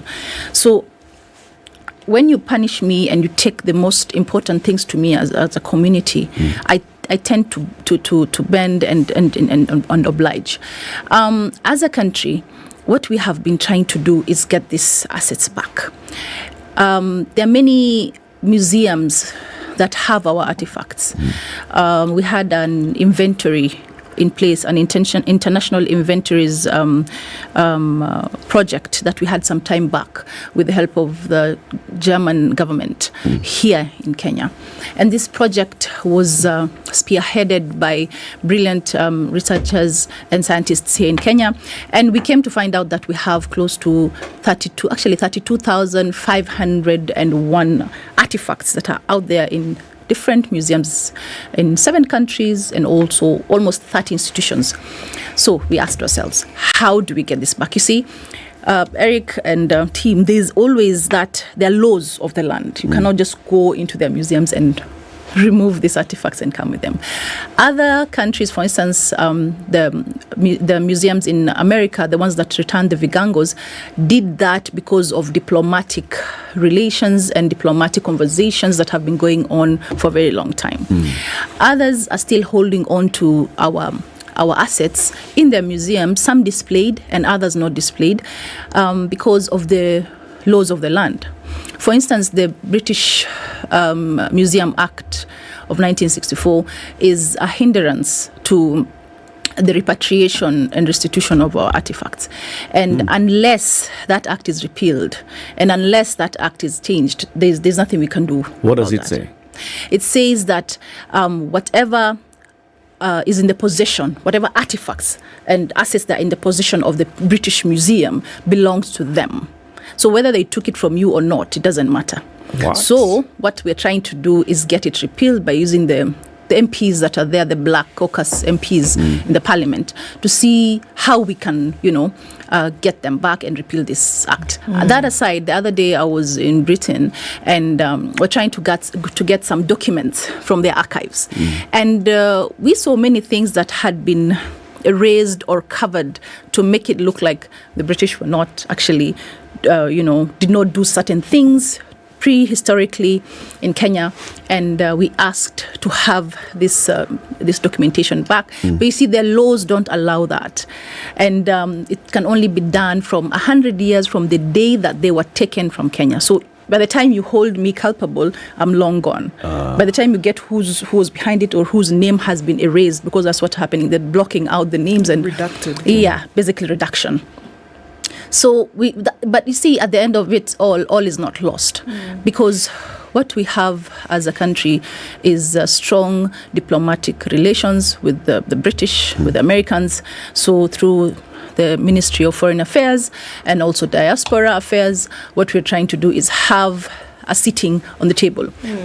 Eric, we also have the 1970 UNESCO Convention on means of prohibiting and preventing the illicit import and export of cultural ownership, transfer of cultural ownership and property. As a country, we have never ratified this convention. So we keep talking Since about 1970. So as a country, we kept talking about restitution and repatriation and whatnot. But you see, if you haven't ratified a certain United Nations UNESCO convention that deals with that power. Specific, and gives you a seat at the table, then what are we talking about? So as Kenya, right now as we speak, about a week ago we were in Parliament pushing for that pass for ratification. The process, we get a certificate, and that is done in France and UNESCO.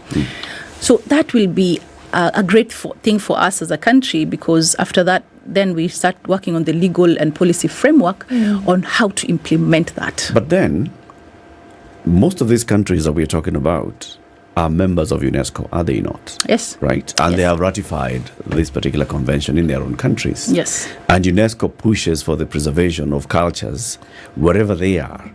Now, can't UNESCO itself be in the forefront of saying, all right, everybody, you stole, you return?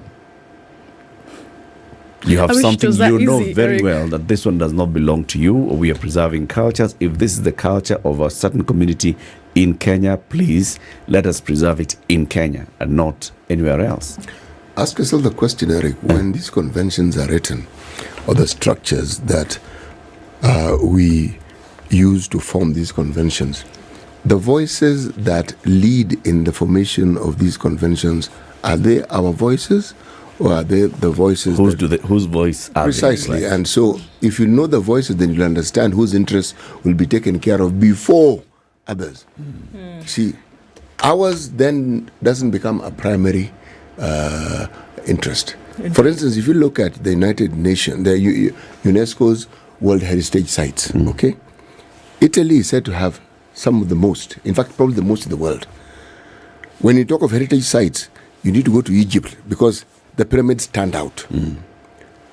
But we have very many historical sites on this continent and even in this country. But please go ahead. For instance, Eric, Kenya is the cradle of humankind. And the Turkana boy was found in Turkana many millions of years ago. And we have this notion that civilization and development came from the Western world. But if the first human, the closest upright human being. Upright was found in our country, in our continent, then I think it's about time we had, we changed that narrative of we are backward and, we are not smart enough. But it's a good thing to take into note and capitalize on the fact that we're the cradle of humankind. We are the cradle. There's nothing more civilization than the Mesopotamia irrigation scheme that happened long before others came even to know what that means. There's nothing as impeccable as the pyramids that we have in Egypt. And as a country, once we ratify this convention, I think we will have a seat at the table and we will be at a certain position where our voices will basically be heard. When people talk for you on a table that you're not part of, it becomes, it becomes nerve-wracking when you cannot have your say. But when you have a seat at the table, you get everything done that you need. Piers, I have to ask you, you spoke earlier about storytelling. And here I'm looking at, it is not necessarily anymore how the story is being told. It is who is telling the story. If we tell our own stories, because the people who know about these cultures, the people who know about these events have passed down that information through the art of oral tradition. They're people who have a wealth of knowledge and information in their minds. I would say one of the problems is that we do not write it down. It is not captured in history. The people who stole, and I say stole because that's what they did, the Americas, the Britons, who stole things from here, still went ahead to document things that they have resident in their own countries. So you can walk into a museum, you can walk into a library, and you can read it. We don't. And I think that may be one of the problems that we have. We don't put it down. When would we be able to see a situation where this stuff is museums, put down? Thank you for that. You see, museums such as the Pitt Rivers Museum in the UK are willing to give us back these artifacts. I had a meeting with one of the directors in my office yesterday. They're telling us there's like 9,000 artifacts in our stores that we have not displayed. So they want that opportunity and engagement to be given a platform to return. 2, there's our tour guides in our museums who tell you the story of how the Kayas came about, of how, Fort Jesus came about. But they're myths and legends, and they keep changing with time. So you can come and I tell you, genies live here to make it exciting. But then you come, another tour guide is there, and things keep changing. So what we're trying to do... The genie lives in the mbuyu. Now, which part of the mbuyu? The one under the tree. That one. The right one or the left one? That one. So the myths and legends are there. So what we're trying to do is have that data and train our tour guides so that they can tell a standardized story. And the end user will not be confused. So by creating an experience in our national museums, getting this data, and we have data all over our museums, but you see they're in such an archaic way, there's such a boring documentation that even the youth cannot relate to. So what we're trying to do is make culture cool again. And how are we going to make culture cool again? We're going to make culture cool again by having an interactive vibe with the youth of this country, be it through social media, digital platforms, be it through innovative means by involving, our local artists to visit our sites and make them cool again. By having, by having a digital means, that an app that you can click, pay some amount through the app, visit our museums without even going there. Virtually, because we're going digital. And when you go to a museum like NMK, you want to relate to that heritage. You want to relate to that culture. So what we're trying to do is digitize everything. Come up with audio visual, touch, texts that read out to you. If you're Spanish, we have that different dialect. We have different languages. If you're French, and for us, it'll rake in more revenue. So for me, I also want to mention the Sanaa online shopping mall. This is a massive win for us as a culture department, because we have realized that our e-commerce platforms there are many e-commerce platforms in this country, but ones that sell these carvings that we have, the Kamba carvings, the Kisi soapstone, and the brilliant Lamu kofias that we have. So I come as a tourist, I want to buy that particular carving, but it's too bulky. I'm here, but I have to pay extra money for that weight when I'm checking in. So what do? I sit in the comfort of my home in America. By the click of a button, you automatically buy that particular Lamu kofia that you want at a price that you don't have to pay for the tickets. You don't have to come and stay in a hotel. You don't have to come that extra mile, but it is right there in your So I'm shopping online. Yeah, basically it's an e-commerce mall. So you have... And who is the vendor on the other end? Now that is what we're working on. We're trying to have what we call stakeholder engagements with the end users and with the parties that are part and parcel of the story. We have what we call public participation going on, some sort of extensive stakeholder engagement, where we now have that. The public now, the sellers from this end, and the users from this end can sit down and say, look, I'm going to make a certain percentage out of this. We eradicate the middlemen. We eradicate the people in the middle who take more money than me, who has used my hands and my talent and skill by production. So I have done a certain art, and I have value addition done. And for instance, the Lamu kofias, the women there take almost 6 months to sew one kofia. And these kofias are sold like 45 to 50,000 here in Nairobi. But the lady who did it in Lamu gets 3,000 to 5,000 tops Kenya shillings. All that goes into the middlemen. So what we're trying to change is that eradicate middlemen, have value addition done, so that we can even export these beautiful products we have as a country. That's a good platform. Yes. City. In 1 minute. And can we start cultural clubs in schools, beginning with primary schools and secondary schools, and even introduce it at university level? Oh, City, that's a brilliant idea. And we'll definitely take that into account. Thank you for that.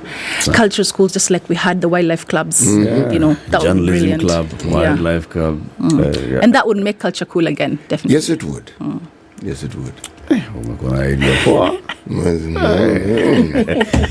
P.S. Thank you very much for joining us today. It's coming up to the top of the hour, 8 a.m. Our friend Dennis Aseto hasn't made it because, news is happening out there. Today is Maandamano Day. I've got to ask you this question. I mean, this is government. Maandamano, there's all this talk about, what's happening in the country. Is the government hearing what we're saying? Is the opposition being too radical? What's your view on this? Well, Eric, I'd like to just say that, blood was shed in this country by our forefathers in the fight for our independence. And right now, it's about time jasho imwagwe kuhakikisha ya kuwa tunajenga taifa letu. And that's all I have to say about this topic. Jasho imwagwe kuhakikisha kuwa tunajenga taifa letu. So tumwage jasho wapi, kwa maandamano ama? No. Uamuzi ni wako. And that's all. Tafakari. Chagula mtangazaji. Umi Bashir, Principal Secretary in the State Department for Culture and Heritage in the Ministry of Tourism, Wildlife and Culture, has been our guest this morning. We've been talking about culture and making culture cool again. Good morning, 8:08. This is the Situation Room, the only way to start your day. Thank you very much, Eric, and it's good to be at the Situation Room. Always a pleasure coming here. This is the most challenging interview panel in Kenya. You guys are very well informed, and as you can see, Charles today very philosophical. To be poor in this country is the greatest sin you can commit, not just from a legal perspective, but from life generally. It is very, very skewed. We've just heard on the floor of parliament, just most recently, a leader within the ODM saying that sisi ni ng'ombe za baba. Yeah. Which means that you are willing to be milked dry. Hapo. You cannot force me to believe. I'll give way. If it's land that I'm told to return to you, I will. Okay? Because the court has said so. But I'll continue saying, watu wamenirusha. That's all that I'm doing. The Situation Room, Kenya's biggest conversation. 102.5 Spice FM, Kisumu.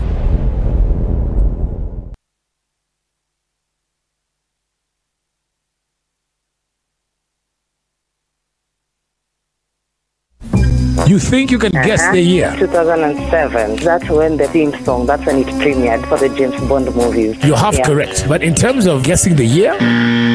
Okay, if not 2007, then 1963. Oh, now you're just throwing things, eh? You're throwing the sufria and everything outside. The Spice Drive. Big hair and the biggest hits from the best decade. If you go out of this country and come back the same person, then you have a problem. Buy land, 1 million. Put it there for 5 years. What's the purpose? It'll have increased in value. No, that's the thing. That's darkness. That's an eclipse. You don't do that. I hope you don't believe that a hustler is a poor person or that all hustlers are poor. I've seen that conversation. Tell us, who is a hustler? Who's a hustler? Hustler is a person who is making a living through hard work. Corruption in Kenya is a political accusation. The people who are actually corrupt are not pointed fingers at. Kenya is not free. Kenya imeshikwa na mateka. It's under siege. Have you seen that lodge on Nyeri Road? Very high fence. You can't even Windows sleep inside. up near the ceiling. Yes. And if you walk there at midnight, you see bats the size of cows. And when it rains, it doesn't rain on that building. Yes. When you're at All Saints and it's raining, it doesn't rain on that building.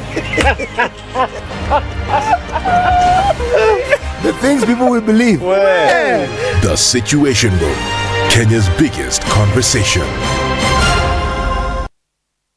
London Mulo and DJ Absolute. When the gang is together, you know it's Sugar and Spice. Great vibes, conversations, a lot of humor. I like to say we don't give an F, we give 3 Fs. You and I are in this relationship. So it is me to tell you who, yeah. When you ask a chick, how many guys have you been with? She's like, including you.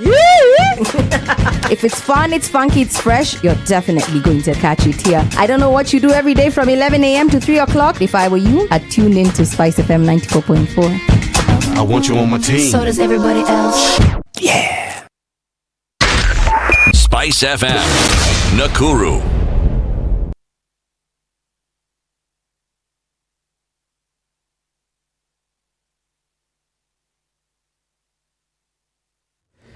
So let me tell you what's happening on the roads in terms of vehicles on the road.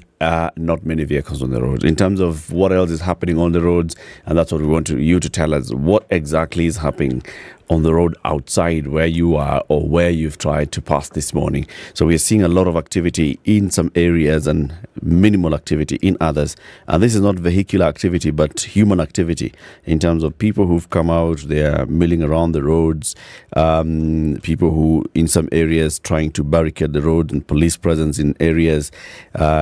Tomboy Avenue in the town is clear. Mombasa is not looking bad earlier in this morning. And so if there's areas that you need us to alert people so they can maybe pass there or avoid, please let us know on Twitter, Spice FM KE.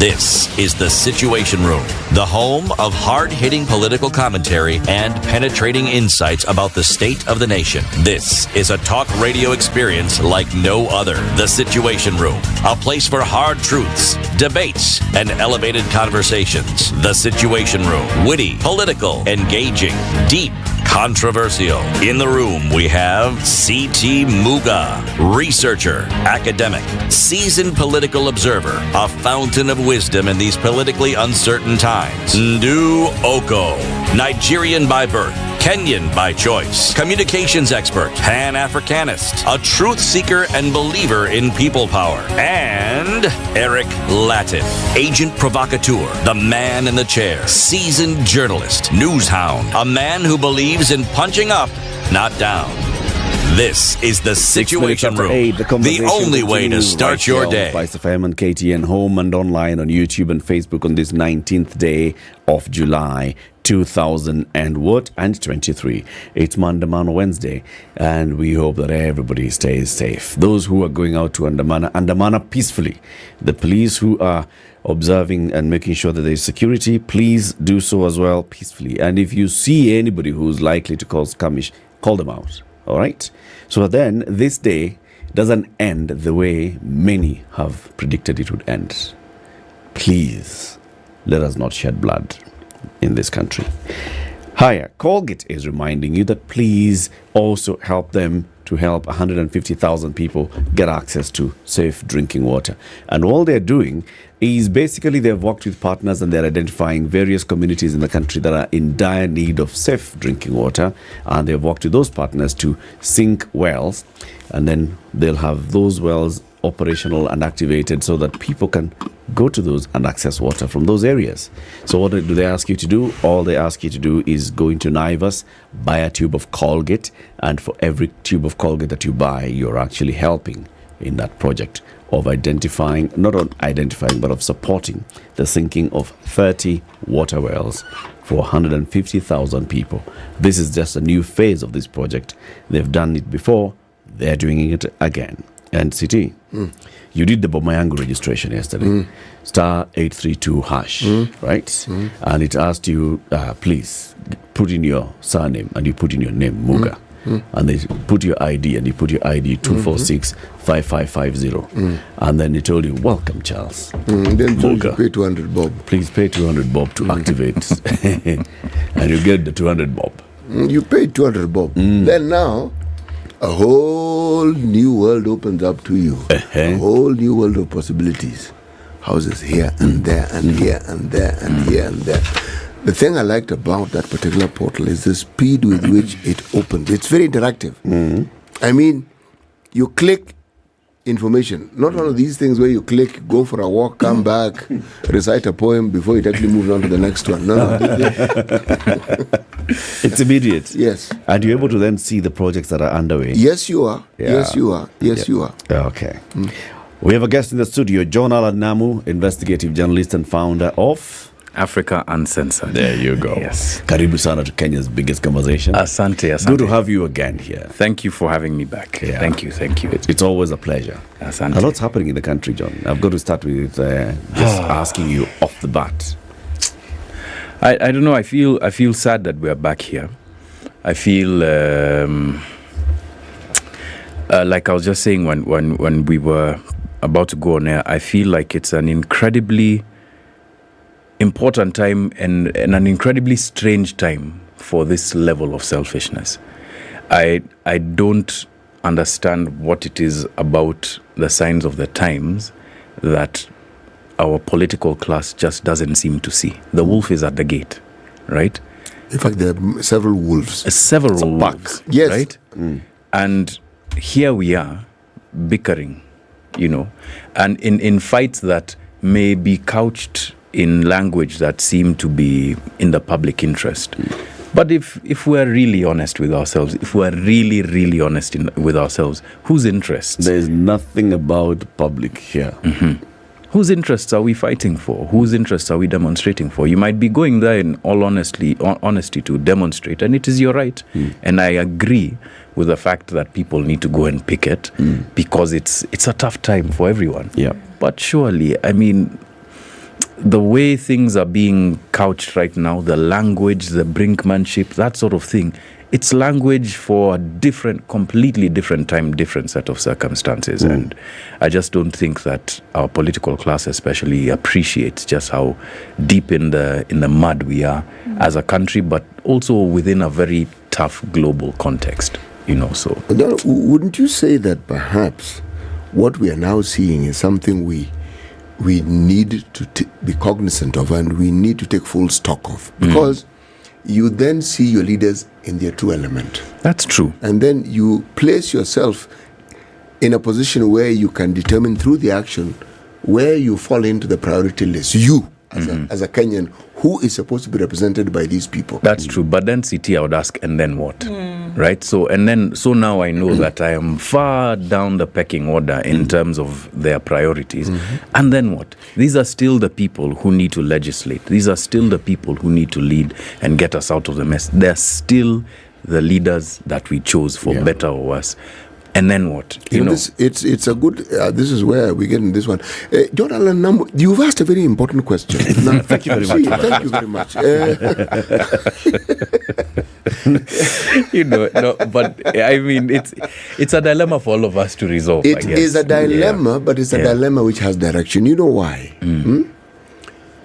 The reason why many antisocial behaviors are curtailed is because communities and the society will not tolerate it. That is true.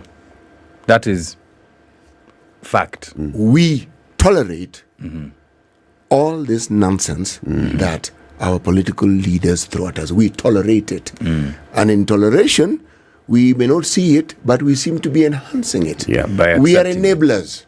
By normalizing. Yes, we are enablers. Okay, we may think we are not, but we are enablers. When you look at the clips that are doing the round, the things people are saying, you're wondering, what the XYZ is this? Yeah. And some of this free reign, some of them, the leaders themselves are there, and there's some pouring gas on. Yes, and you're thinking, what on earth do these people think they are doing? Now, when you see that, and there's a crowd cheering, now you tell me, if that isn't enabling, what is it? I don't know. I really don't have the answer. Because you tell me, if a leader came up and said, or people allowed came up and said their own things, and the crowd told them, where? Go away. Shut up. You would suddenly find all that nonsense toning down. Remember, there was a time when we were taking this hate speech matter seriously. What brought in the term Kamata Friday? And individuals who would just speak willy-nilly, said some of the craziest things, got arrested. That's true. I think for me, the best example of active citizenship is immediately after Kibaki took power. Do you remember that feeling that this is my country, I must take charge of it? If there's a policeman who is bribing somewhere out there, it's my mandate to make sure that this person doesn't do that. I think, difficult times also create strong people. So that, I guess, is the upside to this.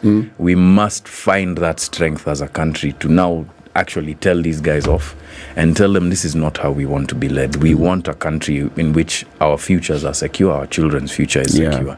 And we get to a point where we're not pleading with them. No. Everybody is pleading. Religious leaders are pleading with the leaders. Oh gosh, please talk. See the language. Please. My benevolent. It's also your country. We are pleading with Thailand, pleading with President Ruto to please dialogue. We are pleading with them, to please dialogue. It's our lives. Exactly. And these people are maintained by our taxes. Exactly. And when they are disrupting our lives, we actually get more affected. Yes. All they get in terms of effect is your security has been withdrawn, 2 cops, but they'll come back 7 of them next week. But you still have cops, who are plain clothes. They're still there. It's just that the visible cop is gone, but the cop is not gone. That's such a good point, Eric. I don't even know how good the point you say that you're making. It's this performative angst that these guys have against each other. Oh, nakusumbua wewe, okay, sawa, I've taken away your security. And then now you posture. But at the end of the day, they know each other. And we know that next week, this guy is going to have their security back. This person is going to be okay. And the wheels go round and round, you know. And then we're the ones who are left there holding all of this anger that they've put into, you know, they've pumped into our society. What do we do with that? It's a really toxic relationship, if ever there was one. Indeed. You know? City, just remind us today's proverb. It's from Guinea. Yes, Guinea. And it's about a journey. Yes, it is. To make preparations does not spoil a journey. To make preparations does not spoil a journey. No, it doesn't. Kujipanga na mapema, as we say in Kiswahili. Mapema ndio best. Mambo yote. What's the interpretation of it, John? To make preparations does not spoil a journey. No, trip. They actually say trip, but let's call it journey, because a trip is a journey. Okay, so my interpretation is this. Look at me putting my phone here. And, my interpretation. You're going live, right? I am going live while you guys are live. But that's perfectly all right. Yes. Yes. So every once in a while, turn it in my direction also. Oh yes. You read this. Yeah. So to make plans does not spoil a journey. I think. Okay, me, I'm interpreting it in a very different way. And I'm interpreting it now from the proverb from today, like actual proverbs from the Bible. So there's a part in Proverbs 19, I think, that says, I'm paraphrasing, but you know, man plans, but God, you know, purposes. And so where we're saying that we're making preparations for a specific kind of journey, we don't know the trip that we're going on. So it either way, we're not going to be able to spoil whatever journey. So it doesn't make or spoil. It doesn't make or spoil. There's still a journey ahead. Yeah. So that's how I look at it. Yeah. Interesting perspective. Interesting perspective. I might be wrong, but you know, who says? When it comes to perspectives, you cannot possibly be wrong. Yeah. Because it's your perspective. That's a million points to you, John. That's true. Thank you, Ndu. I'm feeling generous today. As we are talking about where we are, economically, yes, we are struggling and we are faced with big issues, right? We have seen all the signs, even the government itself, the CS for the National Treasury saying, brace for tough times. The Prime Cabinet Secretary saying, brace for tough times. Even the President saying, you know what, guys? I've got things are thick. Limited wiggle room, right? We are where we are because we started somewhere. And with African Census, you've started also investigating.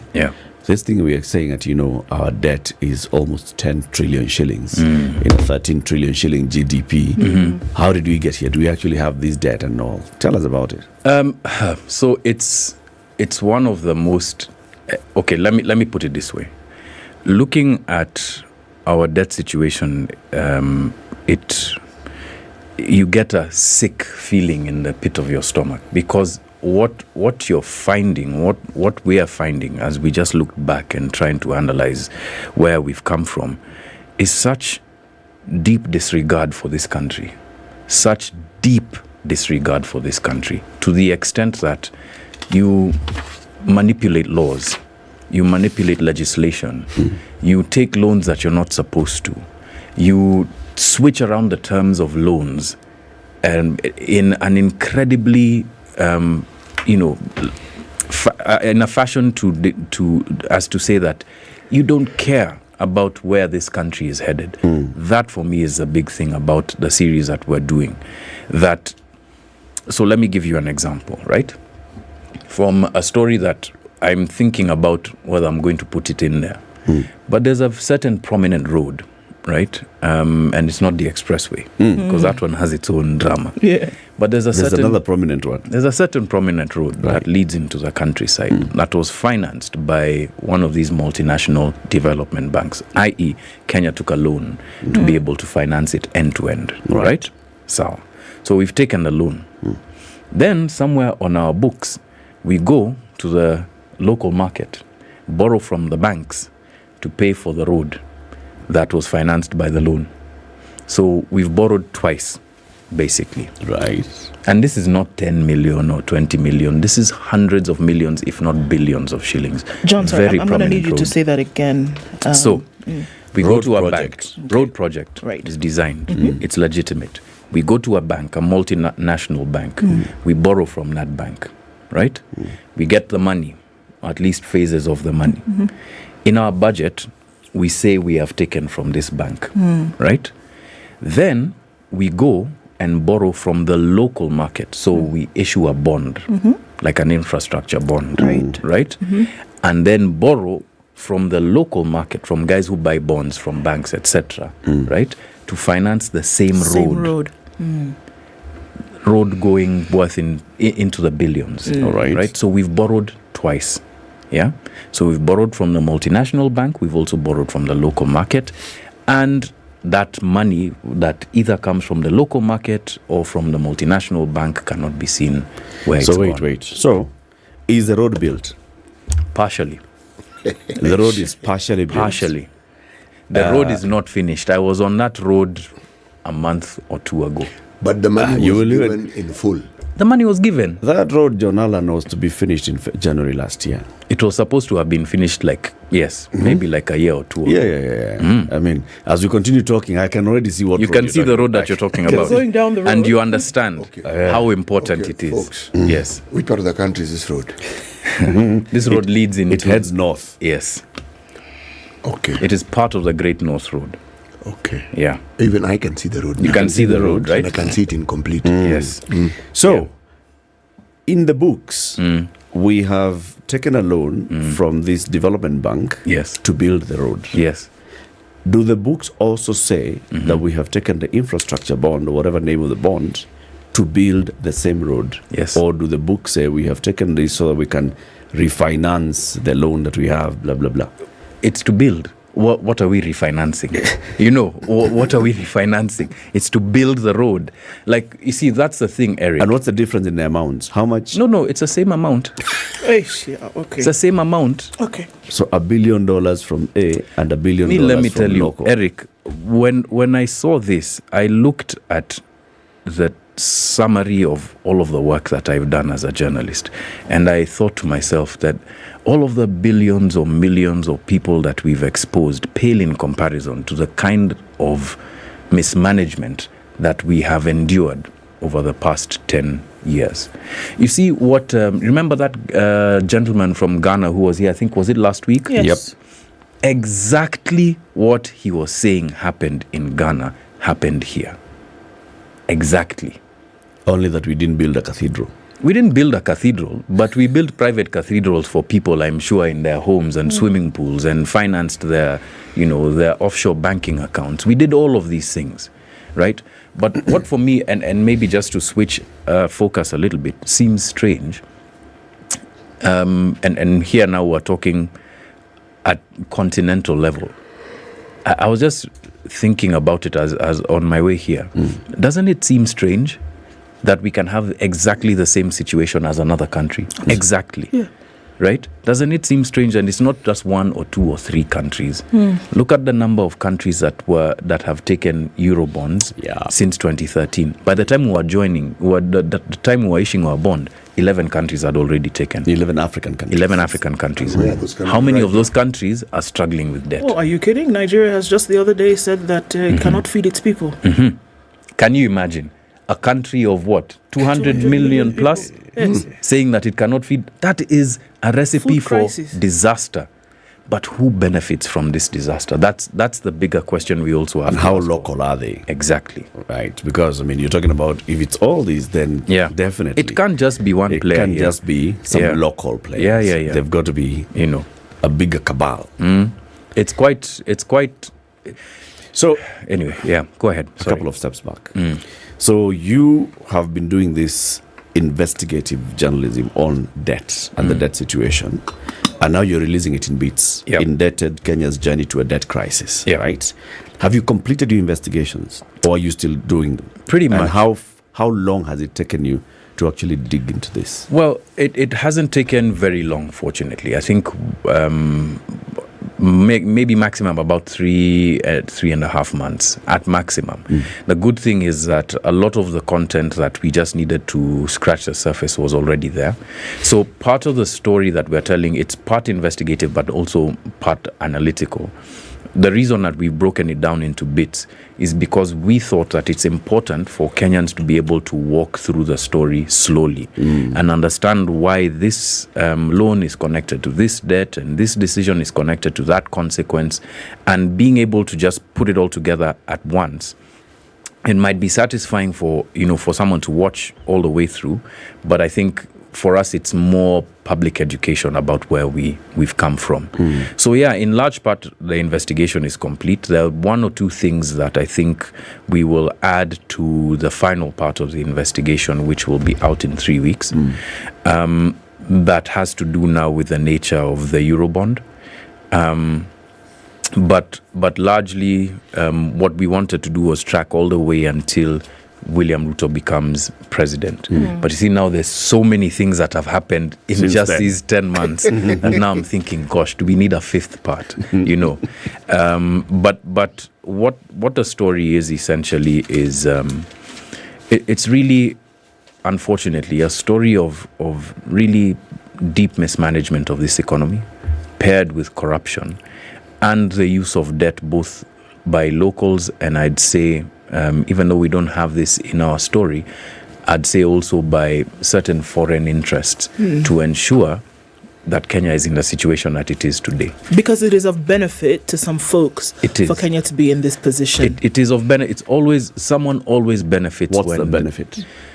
If you're indebted, you have much less agency to be able to talk about the kinds of deals that you get into. They become lopsided. If you're indebted, you have much less agency to talk about what kind of things that you're going to pawn off to ensure that your debts are paid.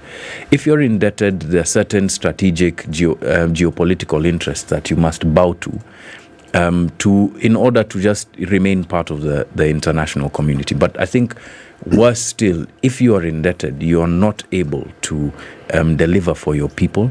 You are constantly in a position where you have to lie to your members of the public, especially given the kind of sort of unsanitary politics that we have. I don't like the word unsanitary because no politics is ever sanitary, but I think the better word is sadistic. Politics that we have, right? Because there's some sadism in our politics. Now, it keeps us in that situation. It keeps us down. I think, for me, the other story that people need to start to tell, and you guys have been doing a good job of it with the interviews that you've been doing, is what's the impact, right? So what's the impact to members of the public? People who, like, for instance, a guy who came and talked here about pending bills, right? Businesses have closed down, lives have been devastated all across the country. But, and this is interestingly where I have some convergence of opinion with Jimmy Wanjigi. It is a moment like no other that we have been handed, because the kind of selfishness has the unintended consequence of really, like you were saying, CT, exposing what kind of leadership we have, exposing what kind of things we need to do with our country, and giving us the choice. Do we want to move forward as a country, as a nation that has this kind of leadership? Or do we want to really take, even if it's 10, 15 years, because it's going to take a long time to get out of this crisis, to fix what our country is supposed to be, so that, the future generations... We can protect them. Can be protected. For us to do that, we must understand and accept the things that have happened. We must see them, we must accept them, and then we must understand how they happened. And that's part of what you're doing. Exactly. With your recent expose. Exactly. Let's take a break and we come back. I just want to hear whether what you're saying is that this has been a calculated scheme to actually lead us to where we are. Okay. Right? All right. John Alan Namu is an investigative journalist, award-winning founder of the Africa Uncensored. He has a new investigative and analytical series out, and you can find it on YouTube, Indebted, Kenya's Journey to a Debt Crisis. 2 episodes already out, and you're doing them in bits. Doing them in bits. The third one goes out next week. 1 per week. But 1 every 2 weeks. 1 every 2 weeks with a lot of water. Yes. Nakunywa maji, you go, you get your popcorn, you come back. Deep breaths. Deep breath. Deep breaths. Because of what he's talking about. Where? Yeah. Okay, Showmax is releasing theirs once every week. And this is a new episode of Faithless. Every Thursday. We have 2 episodes already on Showmax. And the third one is coming out tomorrow. It's coming out tomorrow. They didn't borrow money. They found it. This one lady, actually, and her friends have run up on a load of money. And they're asking themselves the moral question. Do we walk away with this money? Do we return it? Who do we return it to? Because where did it come from? That's the question. It's Faithless. It's Showmax's latest original title, dropped 2 weeks ago, and the 3rd episode comes out tomorrow. How to watch it? Showmax.com. Subscribe and watch. Indeed. And if you have time, pass by the KICC today or tomorrow. It started on Monday. And this is the Employment and Labour Relations Court annual symposium at the KICC, talking about how this court has basically enhanced access to justice. This is a superior court under the Constitution, same level as the High Court, and they've been doing a lot of work in resolving labor disputes. They're saying, pass by, see what we're doing. It'll also be televised on TV and also on the Judiciary website. This is the Situation Room, the only way to start your day.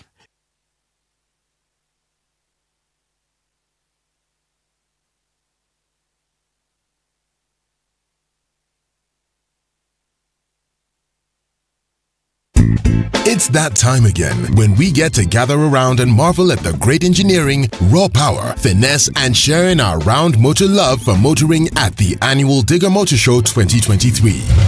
From car lovers, bike enthusiasts, spare part dealers, insurance, as well as asset financiers and more, this year's Digger Motor Show will be one for the books. We're talking a whole 4-day event from Thursday 20th to Sunday 23rd at KICC Grounds, Nairobi, where we will have something for everyone, so you better not miss out. Get the family, bring your friends, and share in the joys that will give you lasting memories and an experience you're bound to not forget. For more information or participation, contact Caroline on 0723-803601 or email sinyandieka@standardmedia.co.ke. Digger Motor Show 2023 is brought to you by Standard Group and Digger Motors and is powered by Spice FM. When the engine revs, will you be ready to get all that petrol head enthusiasm at this year's annual Digger Motor Show? Well, you better belt up and make your way to KICC from the 20th to the 23rd of July 2023 for a wholesome 4-day event. Come and join car lovers, bike enthusiasts, spare part dealers, insurance, as well as asset financiers, and more for what will be an unforgettable experience by far. We are going all out to make it a great show for you and the whole family with something for everyone, so you better not miss out. For more information or participation, contact Caroline on 0723-803601 or email sinyandieka@standardmedia.co.ke. Digger Motor Show 2023 is brought to you by Standard Group and Digger Motors and is powered by Spice FM. Take the money. Who's gonna know? Cain won't rest until he finds you. You could run and go far away. Think about your role in the church. No one will know. It'll be your own secret. Cloudy conditions in Nairobi.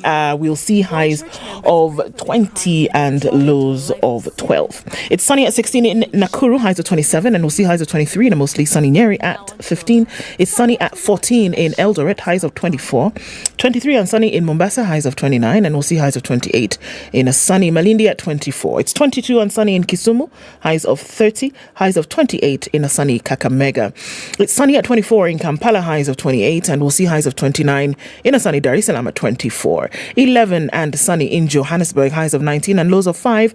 And while it's mostly cloudy at 25 in Lagos, it'll go to highs of 30 and highs of 31 in a mostly cloudy Kinshasa at 21.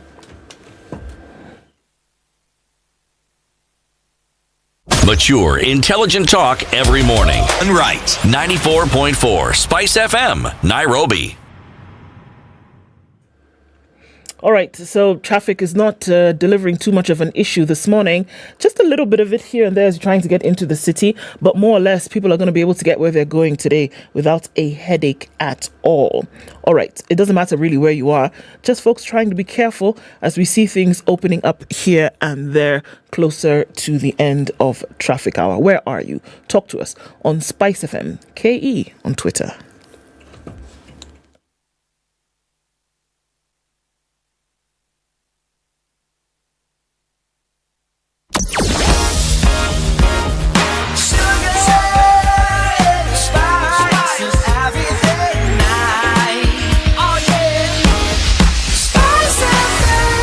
spice up your life. Mature, intelligent talk every morning. Spice up yourself.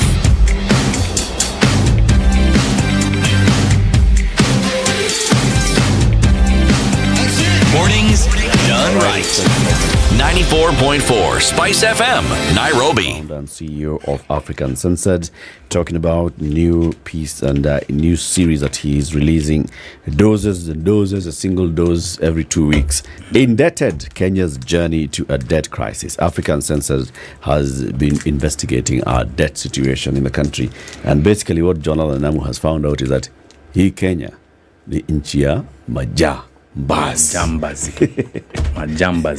imeenda inaenda hii usipofanya nini something inaenda hii. So when you're looking at the debt, various debts, you're looking at our domestic borrowing, our international borrowing, everything is anchored in law in this country. Yes. Have you found things that point towards illegalities have been committed? Illegalities, irregularities, deliberate irregularity. I'd say deliberate. So I'll give you an example. This one is from episode 2, right? So I can talk about it. So with the Eurobond as an example, right? So any money that we borrow, before it starts getting, paid out, at that time was supposed to hit the consolidated fund, right? So ikuje kwanza, it enters our country, it enters our bank account, then we decide, okay, so this is a project, this is how we're going to finance it, this is where it's supposed to go. That's our account. That's as per the Public Finance Management Law, right? Management Act, I should say. But what does Parliament do?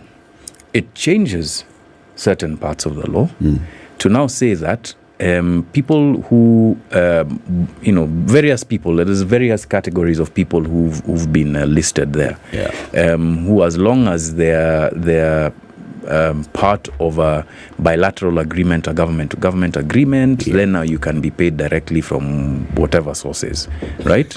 You understand? Just being paid what out. What other sources would we being paid out without there being some sort of accountability within the from the consolidated fund. You understand? Yeah. So meaning that if you're a contractor that has been, hired under government-to-government agreement, then, there's certain ways in which you can be paid, which you couldn't access that money before. And therein lies the rub. So I want to go back. I'll look for the law here as we're talking, just so that I can list to you exactly what it is that, But one of the things that we found with the Eurobond was that first, okay, fine, it didn't hit the consolidated fund, right? Or rather, it didn't hit the consolidated fund until the syndicated loan, that Kibaki era syndicated loan was paid off, right? So it comes less. Treasury says the funds are fungible so that you can exchange what for what. It's not true, as per the PFM Act at that time, it wasn't true. But what it introduces is certain bad behavior. But I think people don't appreciate that if $2 billion hits a country's economy, 200 billion shillings, yes, at a rate of 100 at that time, yes. You'll feel it, you'll see it somewhere, right? But where did we see that impact, right? So mtu anasema tunajenga barabara, but where is the money that you understand? Well, when Kenya was going into the international debt market and floating these bonds, what did Kenya say it wanted to do with the money? Was it to build roads? Was it to expand electricity connectivity? It was supposed to fund infrastructure projects, last mile, all of that. But you see, that hiyo ni kusema. What does the actual budget say that it did? Right? What does it say that this money was taken from here and it funded this road? There was a time a PS from, I think, the roads ministry said that 21B has been spent on this road, on that road, and this road. But again, he was asked, show us the ledgers, show us where this... Show us a breakdown. They can't. You see, they can't show that, because how can you track money that has come and been commingled with other funds, and you haven't assigned a specific project for that money. That's the problem. So it may very well be, right, to give these guys a bone, it may very well be that this money was spent legitimately, but we can't see it, you understand? And that's the point of having these laws. And this is the Auditor General who's saying this? Yes, it's the Auditor General. And for me, I think that's where the problem lies, because we can talk for years about how, there's this money, we cannot find it, this person cannot explain. But for the conversation to end there is the issue. Exactly. Because when you come tomorrow, because this is a real life situation, what we're dealing with today. Yeah. If money has come into the country that was supposed to be able to do 1, 2, 3, 4, 5, it did not. Yeah. Okay, it came in, but what it went to do, it would appear went to do something else. Exactly. Today you're met with a problem that those funds could easily well have sorted out. But then you come back to your people and say, well, you know what we're going to have to do? Because we don't have enough money, we're going to have to raise a tax here. Yeah. We're going to have to double VAT here in order to get some extra funds. But the money in excess of what you actually need to make those things happen was in the country at some point. At some point. At some point, the questions are being asked, they're not being answered, no action is being taken, because which pot is going to call the kettle black? So, that's... Hey, you guys, today I think the coffee you drank has something in it. Because that's actually the crux of the issue here. Nobody is innocent. No one, right? Everybody has dirt or blood on their hands. So, perhaps, and I'm just suggesting this, perhaps this is a moment to now come and say, we are all unclean sinners before the Lord, and we must now find a way to be able to put that behind us. See, there's an expression, every saint has a past, every sinner has a future. Right? So, you understand. So, is that the point that we have reached? But for us to really make a break with that and say, okay, fine, you guys stole. All of us, we stole, right? But we will not, won't look at that too much, won't steal again. Let's move forward. It needs honesty. It needs for all of us to be honest. Yeah, you must confess. And that's the thing that is completely missing in this conversation today. And none of the political leadership who are all dirty will want us to have that conversation. Yeah. All right? They won't. And they'll just shadow box the way they're doing it now. Yeah. We'll talk about bei ya unga. They know why the bei ya unga is the way it is. High. They know why we do not have, we have to pay so much money back to Eurobond next year. Yeah. That's that exact amount. How much? 2B next year. We need to pay it back. They know it didn't go anywhere into this country. Yes. But they will not talk about that. They just keep telling each other, exactly. Cross this line. But then it begs the question, why is it then that we as Kenyans, when we speak so eloquently about these matters, we speak with understanding, we communicate understanding? Why is it then that we are stuck in a position and we know we are not statues, we are stuck? I mean, why? Why don't we move forward with it? Can I suggest a possible answer? Yes. I think that acquiescing, that saying nyinyi mmetufanyia vibaya lakini ni sawa tu, it's part of, we've been acculturated to do that. Now what we must do is to recognize that we also are in a cultural moment here where the values that we have now come to espouse are coming into conflict with the life that we are leading. So life is hard, but you can't change it because the values that you espouse just do not correspond with where you want to go. So you're saying life is hard, but yes, you'll be the same person who's looking for, a tender here, a side deal there. Like opportunity. We call them opportunities. Exactly. Yeah. Tunajaribu kuhustle. So what you're saying is, what we then witness or see among ourselves is a coping mechanism. Yes. So we've coped with our silence, we've coped with our acquiescing, but what we need to recognize is that it's not going to help us much longer. But then don't you then see it that if we take this view, and it sounds to me like a very logical view, then in essence we are actually not protecting the politicians, we're protecting ourselves. Because if we've been part and parcel of this rot at our own level, at our various levels, at various times, then the conflict that we must have with these matters prevents us from actually taking a stand, because essentially we'll be taking a stand against ourselves. Yes, because it is taking time to look into the mirror and saying, what part did I play in this, right? What part of my history is not clean? What skeleton do I have in my closet? What thing have I allowed to happen that essentially has set into process a chain of events that have led us here? Now, it's not me trying to moralize, because all of us are guilty. I think Wandi Anjoya was making this point. The system is rotten, but we cannot moralize.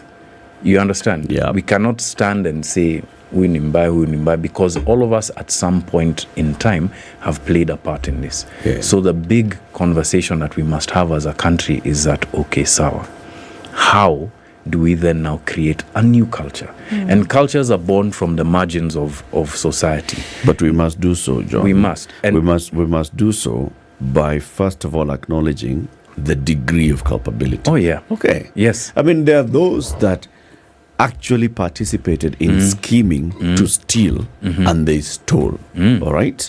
Our acquiescence is our sin. Yes.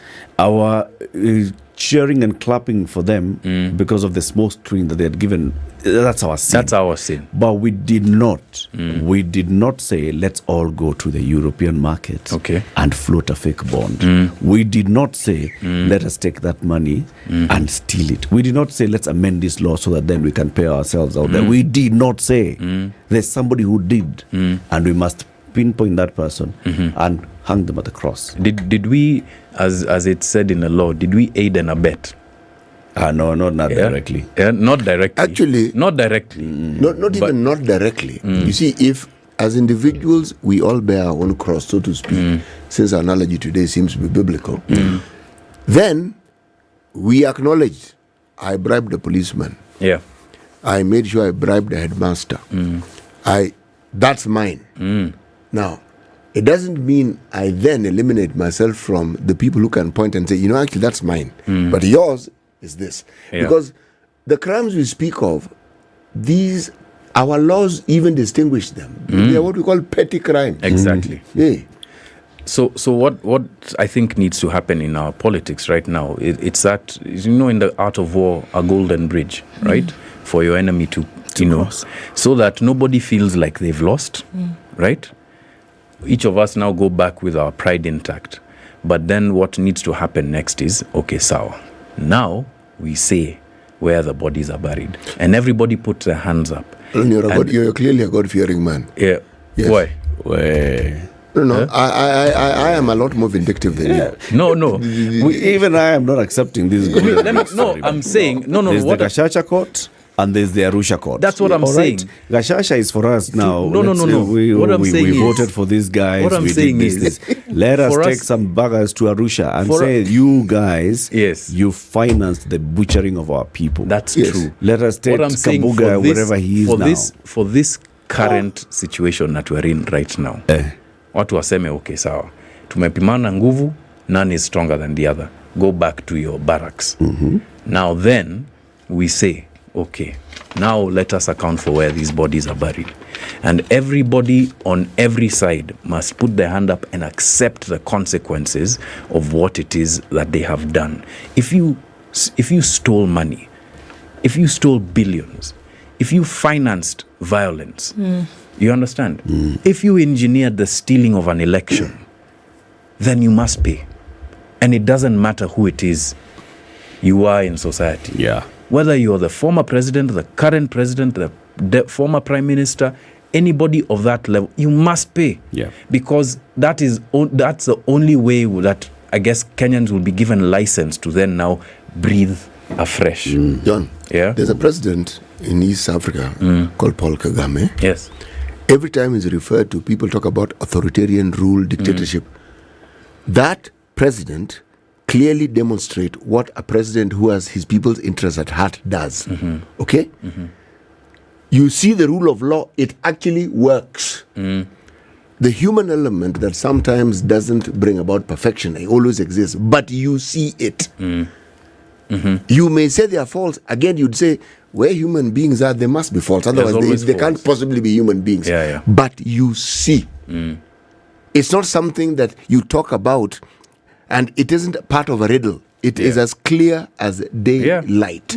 I was there. I was a good example. I was there in February, and I was doing a training there, and me for the first time in Africa, I saw two people who were stopped by a cop because they crossed the road in the wrong place. Come on, Pedestrians. Me, I looked There's at the that wrong cop. place. I looked at those guys. They were remorseful. The cop gave them a tongue lashing. They went on their way. But that level of respect I had never seen anywhere else. Now, I have my own views about, governance in Rwanda, but you're right. There is a demonstration that things work, and they work for the common good. What works for the common good here in our country? There is no such thing as a common good, because the existence of it are remnants that were cast in history. When you look at the coping mechanisms that we have adopted towards people who have committed crimes against humanity. The humanity here is their own citizens. And we seem to usher them along. We are seriously damaged property, because that is not something that any right-thinking person should tolerate. But I have to ask, because I'm conflicted, for everything that brings about such a situation, there's a precipice that people then cross. Something must have happened in order for somebody to then exist in a different kind of space, right? If we're using the example of Rwanda and saying, look at how what happened? Something broke the camel's back. And I keep saying that if there's going to be some kind of accountability by the people that is demanded of those who lead and those who govern, there's a point that must be reached whereby people are not taking any more prisoners. And I don't think Kenya is there yet. I don't think that, and it sounds terrible, but I don't think you've gotten to that point whereby you're saying, look, man, this is it. There's no basement. We are at the bottom. Until it gets there where people have said, you know what, this kind of nonsense cannot happen anymore. You don't see it happening. No. I think we're heading there. If you listen to what John Allan Namu is saying, if you listen to what a friend from Ghana, the Honorable Mate, was saying, if you listen to what Jimmy Wenjege have been saying and others, we are heading there. Getting there. Now, the important thing is eventually. once we hit that rock bottom, to acknowledge and to identify what brought us there. So that then we are able to pick ourselves out of it. And I think that's what's happening.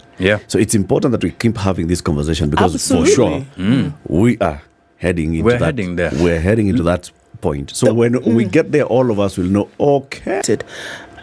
This stuff that we are talking about is Look, it's espionage. I mean, look, what's big time? It is. It's huge. It is in the public arena. People are now consuming it and saying, my goodness, this is actually where we are. What you do with that information then is equally as important. But the question is, people who are consuming it, people who are listening to you, people who are watching this, people who are listening to the control of budget say the shocking things that she says, the Auditor General say the shocking thing that she says, the revelations that Jimmy Wajigi is making, the things that you're saying. What then do you do with that information? As you take it, what do you do with it? You must be... let me give another expression. I'm full of expressions today. There's one that I'll use from a Bob Marley song, right? So, in the presence of water, the fool is thirsty, right? Meaning that we have all of the information that we need to make the decision that we're supposed to make. We need to now be the person who says, okay, sawa, ndio hii maji yote. Either I drink or I perish. And globally, we are reaching that tipping point. Everywhere across the world that I look, there is some sort of a conversation that has vignettes of what we're talking about today.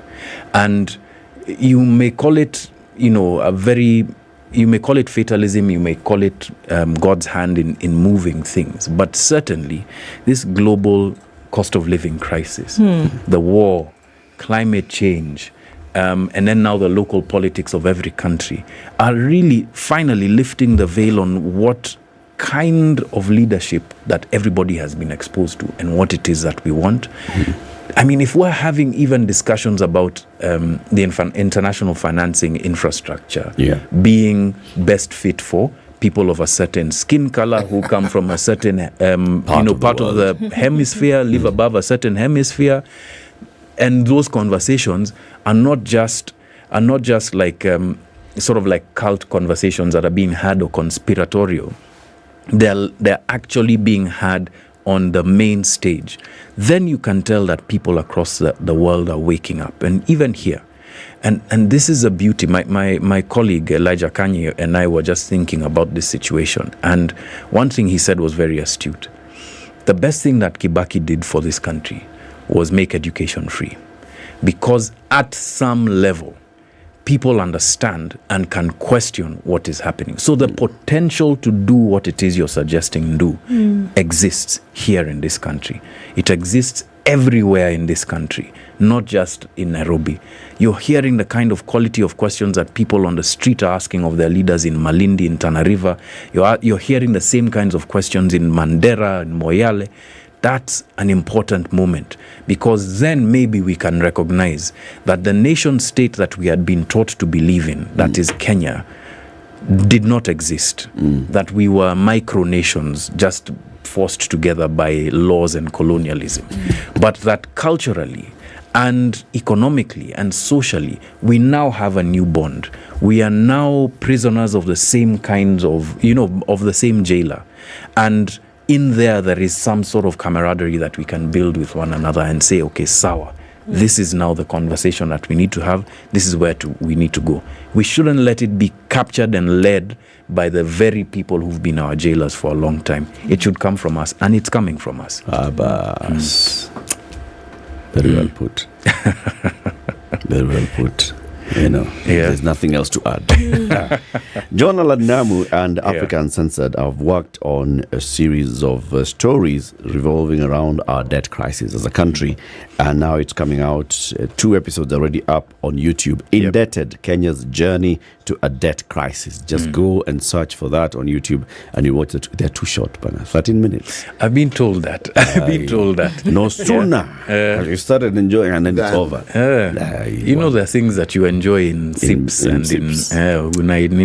pole pole. And then you have to wait for 2 weeks now to watch but there are 2 episodes already, so at least 26 minutes There's of 30 minutes of content to digest. To digest first, and then you'll give us now the tough ones.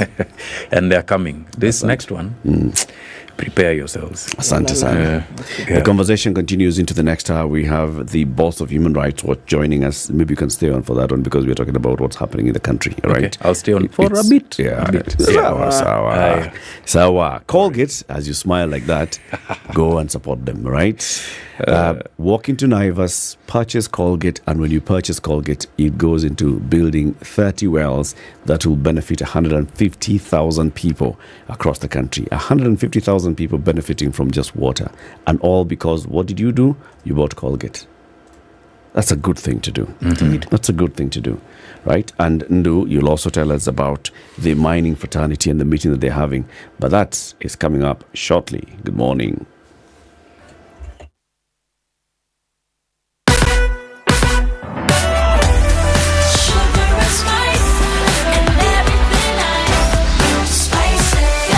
Spice up your life.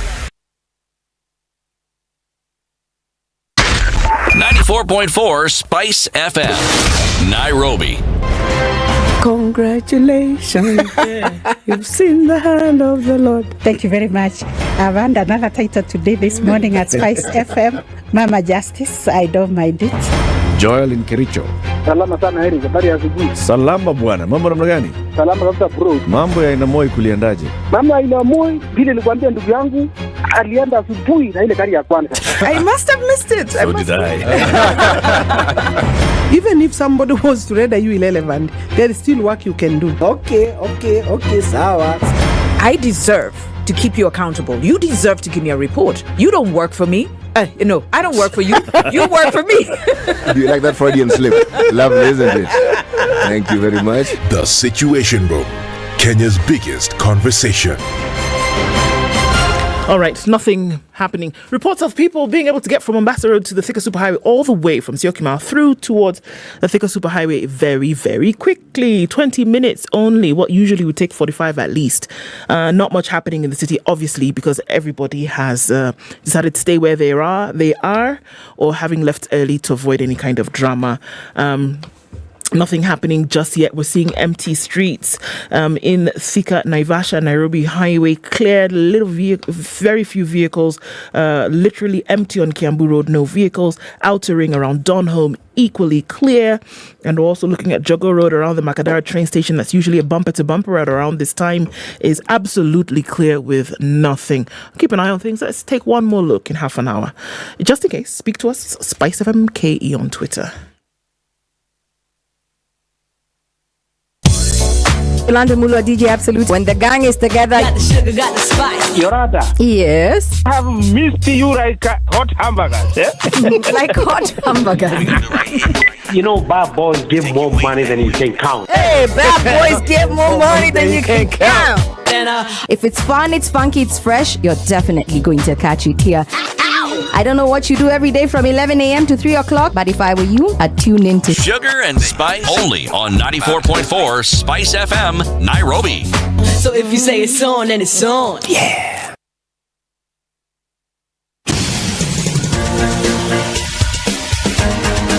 This is The Situation Room, the home of hard-hitting political commentary and penetrating insights about the state of the nation. This is a talk radio experience like no other. The Situation Room, a place for hard truths, debates, and elevated conversations. The Situation Room, witty, political, engaging, deep, controversial. In the room, we have C.T. Muga, researcher, academic, seasoned political observer, a fountain of wisdom in these politically uncertain times. Ndu Okoh, Nigerian by birth, Kenyan by choice, communications expert, Pan-Africanist, a truth seeker and believer in people power, and Eric Latiff, agent provocateur, the man in the chair, seasoned journalist, news hound, a man who believes in punching up, not down. This is the situation. 3 minutes after 9. Good morning and welcome to the final hour of the Situation Room this Wednesday morning, 19th day of July.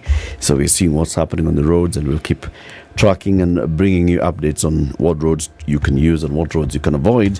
And Ndu, the people who are having a meeting talking about mining and extractive industry. Okay, so it's Kenya Mining Week conference that's taking place in Nairobi this week. The Kenya Chamber of Mines, in partnership with the Association for Women in Energy and Extractives in Kenya, are having a conference this week, and they're talking about the opportunity to position Kenya as a strategic mining investment destination, looking at the breadth of the sector, looking at small-scale mining, gold and gemstones, regulatory reforms, value addition and mineral processing trends, and then also making sure that Kenya can be a viable investment destination for the industry. So that conversation continues. It's been on since Monday.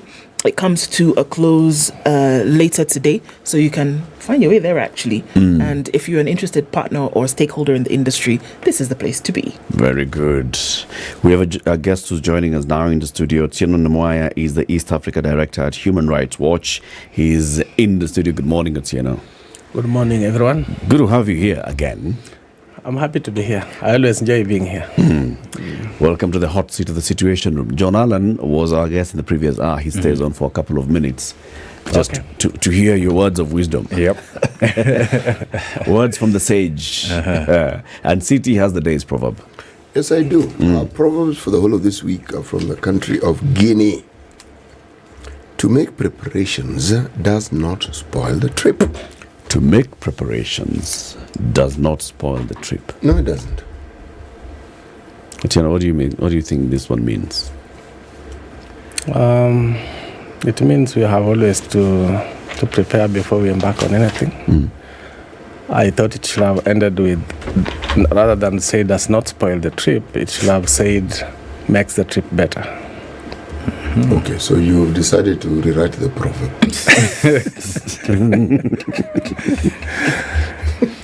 Okay. By the way, it's allowed. It's allowed? Yes, it is. You can rewrite it to... Yeah, you can rephrase it so that you feel, yeah, now this one I feel. The other one, yeah, they started the journey but didn't quite get there. So now this one gets there. Yes, you're allowed. To turn it from a negativity to positivity. Okay. So, or even if you think it's negative and you want to make it more negative, that is also permitted. It's okay. It's all right. It's all right. It's how it strikes you. That's the beauty of Proverbs. You see, the interpretation is not something that can be limited to what someone thinks. You can say what it was meant to, and that's as far as you go bent. Someone else comes in and says, no, actually, you don't mean the way I look at this proverb. Like John did. Yes, like he moved it from a Guinean proverb to a biblical proverb. Yes, and then stayed in the Bible. Stayed in the Bible. And then when he left the Bible, he went to Bob Marley.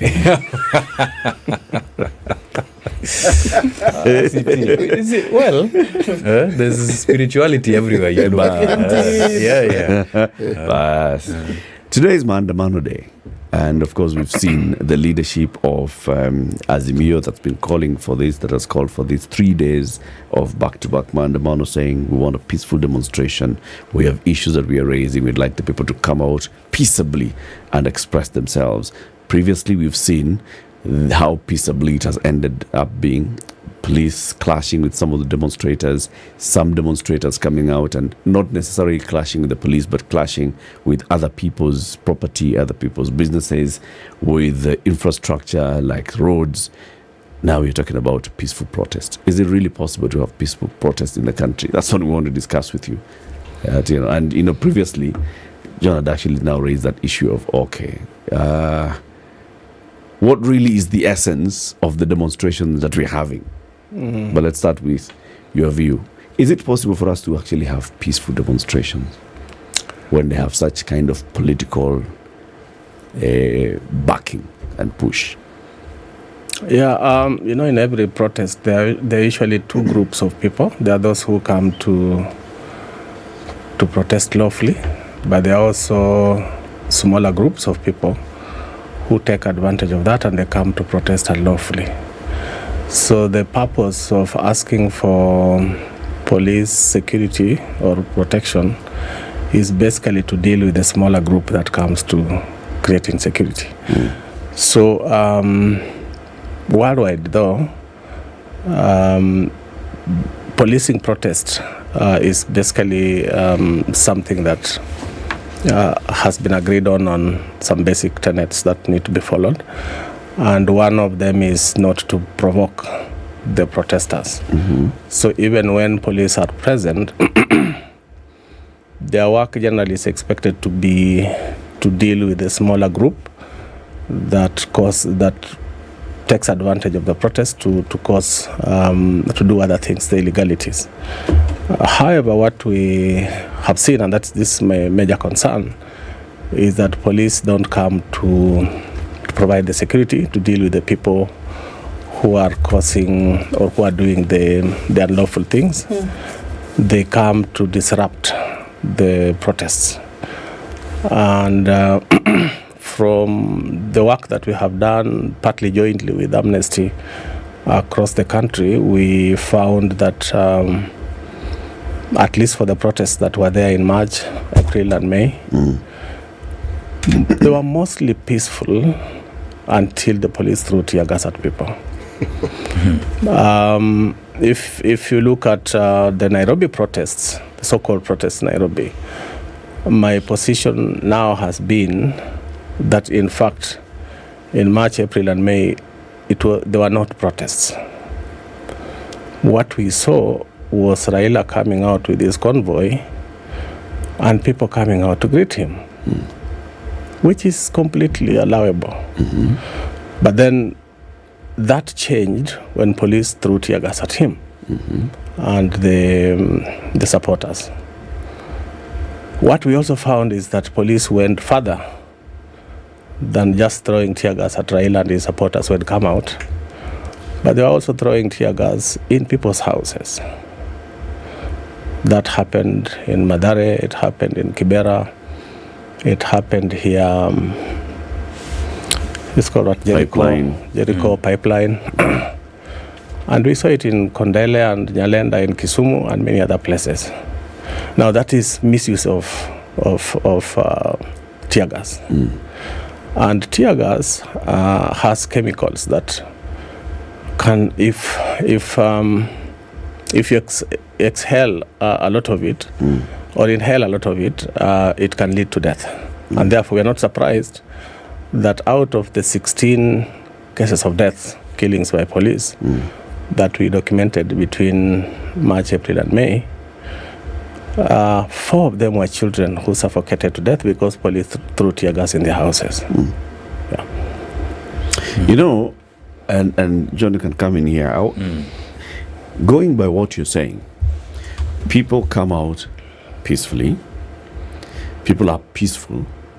There's no violence at all until police throw tear gas, right? And then violence erupts. So is the violence directed at the police, or is violence directed at anything and anybody else around them? Because the same ones that you're talking about, March, April and May, we also saw what was happening in people walking up a road and beating up others and such kind of things. Does that justify, because the police threw tear gas at you, then now you start becoming violent? There were 2 forms of violence that so far we have been able to identify. The first form of violence, I don't know that to use the word violence though, but let's use it for lack of a better word. So the first form of violence was when police threw tear gas, people responded. First of all, they scattered, and then they responded by throwing stones. Not in all cases did people throw stones, but in a number of cases, people threw stones at police. Then the second form of violence that we saw were groups of people that looked like organized. We saw that partly in Kondele, Kisumu, and one of the people was actually killed. He had dreadlocks. Nobody has ever been able to identify him. People in Kisumu couldn't tell who he was and where he came from. And then we saw that in Kibera. And then we saw that this last protests along the expressway, that group that was vandalizing the expressway at around 10-11 a.m., I think on Wednesday. Was it on 12th of July? Yes. Was organized. Then we saw that in the group that invaded the farm, the Kenyatta farm in Ruiru. Now, you see, we would not be having this conversation if the government was playing its role and the police were playing their own. You've not answered my question. What is your question? My question is, when you say that these demonstrations are peaceful until police lob tear gas, so what is it that makes them become violent? And why you asked whether that's justification. Yes. You know, if you look at trends of demonstrations across the world, you will realize that we haven't even gotten to where South Africa demonstrations get, not even by half. We haven't even gotten to where the French demonstrations were, not even by a quarter. So demonstrations, when you have large crowds of people and they are venting, and you know, demonstration is a form of expression. So people express themselves and there's something they're trying to communicate to the authorities. So it is known that demonstrations, people can vent peacefully, but that peace can also result in some agitation and agitated expression. Therefore, people can throw stones, and that's known. So police, when they're being trained to deal or handle protests, that's the first thing they're trained on, to deal with protests. There are guidelines on how to deal with that. When police are being equipped, when you say train the police and equip them properly, it means give them complete anti-riot gear. And that includes the helmets, of course the tear gas, the way in which it's supposed to be used. And then of course, they usually have this, it's called what? The shield, among other things. That usually is because they know stones can be thrown. And they're prepared for that, they're armed for that. That is never justification for police to start shooting. And that's why we tend to emphasize the idea of the protesters who are unarmed. So if they were armed, then police can respond to protect themselves or protect another person. But stones is not considered as being armed. Okay. I mean, it's a view. What we've witnessed as we've covered the protests is yes, there's been a lot of stone throwing, and yes, there seem to be groups that have been organized, right, sort of moving through different parts of the city and the towns where these protests are. But what we've also seen is just, hooliganism and abhorrent behavior by various people. You might call them unemployed, underemployed, whatever, who take advantage of the fact that there's a legitimate protest to now come and do what it is that they're doing. Now, part of the second group that you're talking about, Otsieno. Unfortunately, what then happens is that because of their bravado, many times they push to the front of these protests. And then now everybody else who's there legitimately becomes subsumed by the actions that are happening right in front of them, right? And then now the police obviously instigate a lot of times. Like, do you remember what happened at Serena Hotel? Yeah. As they were leaving, remember those protests, as they were leaving, perfectly legitimate. Everybody was peaceful. Our guys were there filming. The police shoot water cannons at them, and all hell breaks loose across the city. It's as if immediately that was seen, then now that became the signal for doing that. But there's a colleague of mine who works in our edit suite who was just very nearly just missed the violence there. And the people that she was seeing doing this are people from Hamta, like people that she knows, people that she's seen, maybe not knows, but has seen. Yesterday I was speaking with someone who got caught up in the violence, and he was beaten up by some of these guys who are also now just, marauding. I think for me the challenge with the protests, yes, it starts with restraint by the people who have the monopoly of violence, who are the police. It must start with them. So even the language leading up into today is, for me, wrong, right? It should be fine. Your right to protest is protected. We will not tolerate destruction of property, but we will protect your right to protest. We will be there to ensure that you protest peaceably and you leave peaceably. And we will be there to remove elements, criminal elements.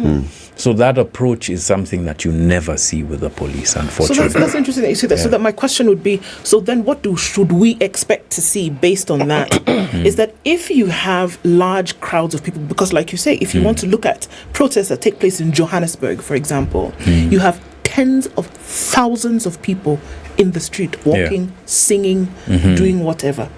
Are we saying essentially that then a responsible security agency like the police should actually be escorting these people? Yes. So that in the event of seeing some of these hooligans that we talk about who are trying to, break into Eastmart supermarket or whomever, the police then would then take over and apprehend those whilst allowing this procession or whatever it is to continue. Is that what you're saying? That's such a good example. Like look at what happened with the EFF protests, the ones that you're talking about. If you saw some of the other clips that were coming out, you'd see police assisting protesters, right? Telling them, okay, no, don't go this direction. We are here to protect you. We're here to serve you. And that completely changes the tone and the tenor. But when you're going out there expecting a fight, right? When someone starts by don't go this way. Don't go this way. What are you doing? You're spoiling. You are the ones who are the protesters. Or like we saw in that clip that came from Kisumu, beating a person and screaming, "Ooh, ooh, ooh." That kind of posturing is the one that now sets up the the dynamic of how the protest is going to happen. And that puts everybody in danger, including journalists. Yeah. And this is where now the role of leadership comes in on both sides, all right? So on the side of the police, from their own command structure, and then into the political leaders, because the political leaders are the ones who are basically squabbling up here. And the side of the political leaders who have called and organized the demonstration, what should we expect?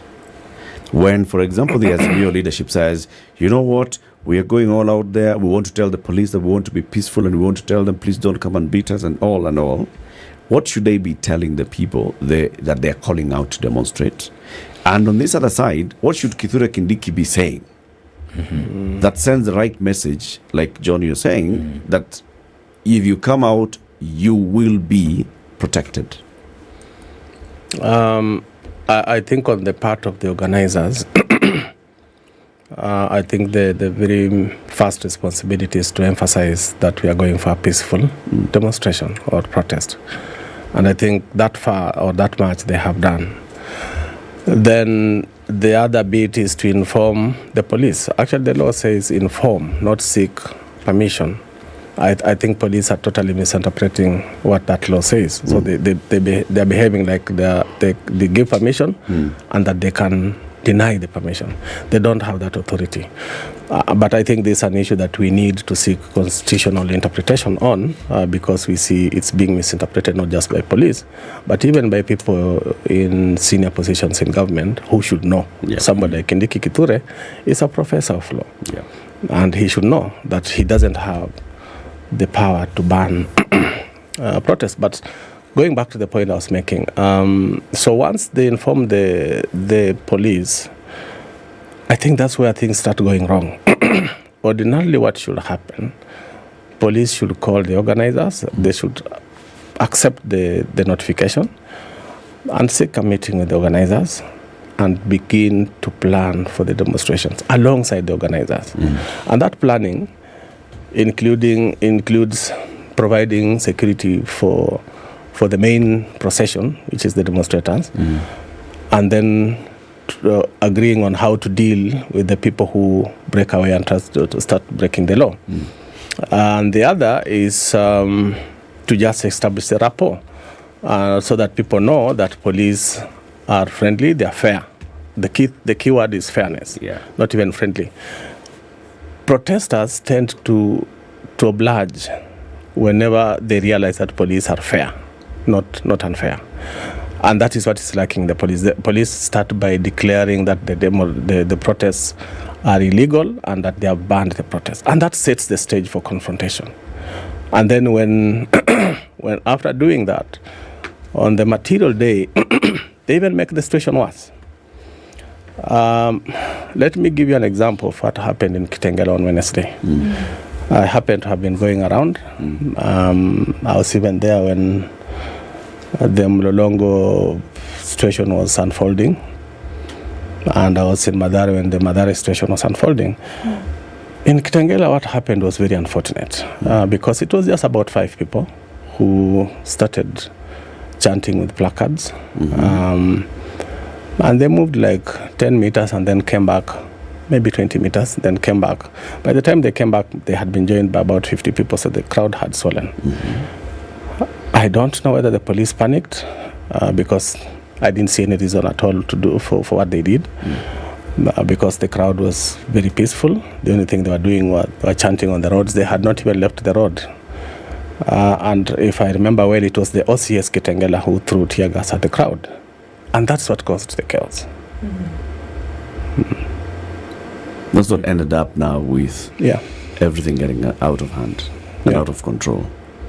Yeah, and I think police just need to learn that their role is not to come and subdue people. The role of the police is simply to facilitate and manage the crowd. But they're getting that idea from somewhere. They're getting the idea that is their role from somewhere. There's a cascading of information from whatever, who, if your boss essentially in the system tells you, guys, this is what we're doing tomorrow, it would take a maverick in that system to stand out and say, well, actually, no, I'm not going to do that. But you see, Ndu, that's the thing. It doesn't need to take a maverick. The police service supposed to be an independent institution. Right. What we have is the language of independence of the police in the constitution, but what we have in practice is a history of a police that is an agent of the executive, an agent of the state. It is the muscle that the state then now uses to enforce itself, right? And that's the problem, that the police cannot act independently. They can't think independently, in spite of the fact that, on day one, they were supposed to have been given independence of their budget, etc., etc. You still see who the police report to in practice. That's a problem. For me, another thing that's problematic is leaders who are also part of the protest, using the same language that some of those criminal elements would do. Like, just go to Babu Owino's Instagram. Oh, tear gas is good. We like tear gas. It tastes nice. What are you? What are you saying? You understand? And this is a leader from one of the most populous parts of the city, right? So that's also a problem, and that kind of acknowledgement that we have to be leaders of our people in such a way that we want their lives to be protected, not saying come we fight. You understand? Yeah. Maybe it's my misunderstanding of the moment. Maybe in their view they see the moment as having now just crossed that bridge that is now beyond sort of a logical discussion about the law and the protection and all of these things that we are discussing. What would they be protecting? I think if it is not the folks who are out demonstrating that they were protecting, what are they protecting? The image of the state, the projection of the state as the leader, as the father. That's what they're protecting. Wait. So this action that we've just been describing qualifies as protection? Exactly. You see, in households where the father is the one who comes, he sits down and he reads the paper and everybody disappears. What does he use to enforce this kind of aura? He uses violence, right? But in a family where the father comes home and the children run to him, right? Or the parents come home and the children run to them, what do they use as a tool to be able to run that household? It's a completely different set. It's a completely different mindset. That's true. Right? And that's the thing. It is the mindset of the police that is completely wrong, because they are there to serve a person who wants to project power, or an institution that wants to project power. That's why it hasn't changed. In 2013, in 2017, we were back here. Kindiki was out and Matiang'i was in, saying the same things, almost as if they were reading from the same script, right? Go back even further. Michuki was in, Kibaki was in, saying the same things. Why? Because the institution that they lead is an institution that is meant to project the state as being powerful, that can subdue everybody. And that's why we're having a challenge. I want to that's why add those and problems say that is also that it's because of this system of states and the way it's engineered. This is where the issue is. The instructions that come from politicians to the officers on how they should conduct themselves are similar. Exactly. Now, whether the politician is on the side that is giving direct instruction or the other side, they are similar. Those that are organizing these demos, and I want to put it to you today, the organizers of the demos on the other side of the political divide, who do not have direct access to the power, who don't have direct power to control what is being said, their thinking is the same. And that's why, for them, for us to show that this demo is successful is when we show that we can subdue this system.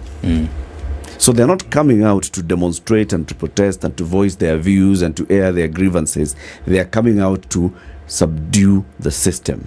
So they are planning this demo, organizing this demo at the back of their mind. The demo is successful if we actually clash with the system. Because to them the system is unjust. Is unjust. And it's not that the system is unjust. They want to get into that system and perpetuate that thing. Their issue is not the injustice and the way it's structured. It is, we want to get in there So to get in there, we want to get you out. And so they're just clashing with the system, and they're rallying all of us and saying, twende, tear gas ni tamu, or we shall be peaceful. They know very well they are peaceful, but on the side they're holding meetings and saying, sasa nyinyi mwende pale, wakikuja hivi mwende hivi. It's all to make sure that there is going to be a clash. You know what is of interest? Your analogy is correct, because there's a time gone by when the state was authoritarian in the real sense of the word. And the evidence that sort of confrontation bore fruit is this discussion we're having here. There's a time gone by, you would know, you live here, you will be arrested. Just for having this conversation. Yeah. That's true. And if you said too many things and pointed too many things, some document would be found on you which was either communist or it was treasonous, but something would happen to you. You wouldn't just get away scot-free. Now, are we saying that those same tactics are necessary now? Because at that point in time, there wasn't a discussion. No, this dialogue wasn't there. That room for dialogue wasn't there. But does that point to this thing we call dictatorship? Does it point to a state of mind that those who are sent to leadership have, where when you are sent to that position and you get there, then it is you who tells people what to do and nobody should have a discussion with you? And are we saying that mentality hasn't actually gone away? No, it hasn't. That those who are in leadership do not want dialogue. They want people who obey and who do what they are told to do. But yes, control is sweet, no? So if that is the case, then you would argue therefore then, logically, that confrontation is still necessary. Well, yes, to the extent that we have systems in power that systems that perpetuate this kind of leadership, or systems that enable it, to that extent, yes, there has to be that kind of a confrontation, because then the law does not serve the purpose that it's supposed to, right? That kind of clash, whether that clash must result in death, whether that clash must result in the destruction of property, is what we are here to really think about and really put our minds to. Like Otieno said, the instigation of the police at many points in time, and we've been there as journalists, we've also seen it. When the police instigate, it sets everything off. But do the people on the ground, the police and the protesters, even know what it is that they are clashing about? What is the frame of the fight? And I think that's why all of us, both us here in the studio and those people out in the streets, need to really exercise their minds around. Like, what really is it that we are fighting for or against or over, right? And so that way we know that when we are going there, by the way, Kenya needs to change. Yeah. It's about, this issue. If it's about the cost of living, it's about the cost of living. Yeah. Just, I think in one of those June demonstrations, there was a video going around of one police officer on Gong Road who assisted a lady to cross and told her, okay, now, this is not just go this way. And then he was talking to the people and telling them, guys, you all know, we are here together. We are neighbors, we are friends. All these things that if we start fighting, we will be destroying our neighborhood here. Okay? So let's just not. And you see those kind of instances where police are speaking this way. And of course, the people understand they're speaking this way. But again, I say, those who are up there in the political leadership, in the political class, they do not want this system to change. But, they don't want it to change. Incrementally, they may say, let's change one or two things, because that thing was used against me for too long, and I'm not likely to get into this. So let it change so that I have a better chance of fighting this system. But they don't want the system to change. They organize demos so that they can be violent. When because Human Rights Watch and other civil society organizations have organized protests and demos and picketing over various issues, if it's about enforced disappearances, you organize with local communities and people come out, people carry placards, people even walk to the Inspector General of Police's office, they hand over a memo, they go back home. How come they're not violent when you organize the demos? When Human Rights Watch, when Amnesty International, when others, when they organize those protests, how come they're not violent? Why is it that they become violent? Because politician X is the one who's organizing it, and politician Y is the one who's in power, and they're saying, Why? Sometimes it's good to look at these issues with a historical context. So historically, we had a constitution from 1963 that got battered and dismembered. And by the 1990s, people thought that the constitution was no longer serving them. And people pushed for reforms and they pushed for specific measures. One of those measures was this clause that people are tussling about, Article 37, of where the maandamano is now a legitimate form of expression. It's recognized in the Constitution. But even without that, the international law, the Universal Declaration on Human Rights, recognizes picketing and peaceful protests and demonstrations as a legitimate form of expression. So that particular law was included there because people know what had happened in the 90s and 80s if anyone tried to protest. And then there were specific measures that people suggested for police, which was one, independence. And people thought that part of the problem is because the president appoints everybody in the police. So they suggested the National Police Service Commission to be responsible for the appointments. And then there was IPOA to investigate abuses by the police. Then what happened in 2013 when what was it calling itself, the digital team that came to power? The first thing they did was to amend the law to allow the president to start appointing the Inspector General of Police. And then they amended the law to basically reduce the power of the National Police Service Commission. And they amended the law to basically undermine IPOA. So IPOA that we have today is not the IPOA that we had in 2011 when the law was passed, and 2012 they were set up, and 2013 they started investigating their first case. It's a totally different type of IPOA. How? Let me just bring your attention to something. Has it ever crossed your mind that while IPOA may investigate other cases, there is not a single day they have investigated deaths resulting from protests? In 2017, Human Rights Watch documented a total of 104 people who were killed during protests. We submitted these cases to IPOA. In 2016, during it was called the anti-IBC protests, people were killed. We documented close to 22 cases. We submitted these cases to IPOA. In 2020, during the corona period, a total of 27 people were killed. 2023, we don't know how many people will be killed. But the thrust of it is that since 2013, in fact 2013 also people were killed in Kisumu, I think 6 people. And we documented all this. There's not a single case that IPOA has ever touched. Why is that so? Because IPOA cherry picks what they want to investigate. And they go for what I would call the low-hanging fruits, the easy, non-sensitive, non-political cases.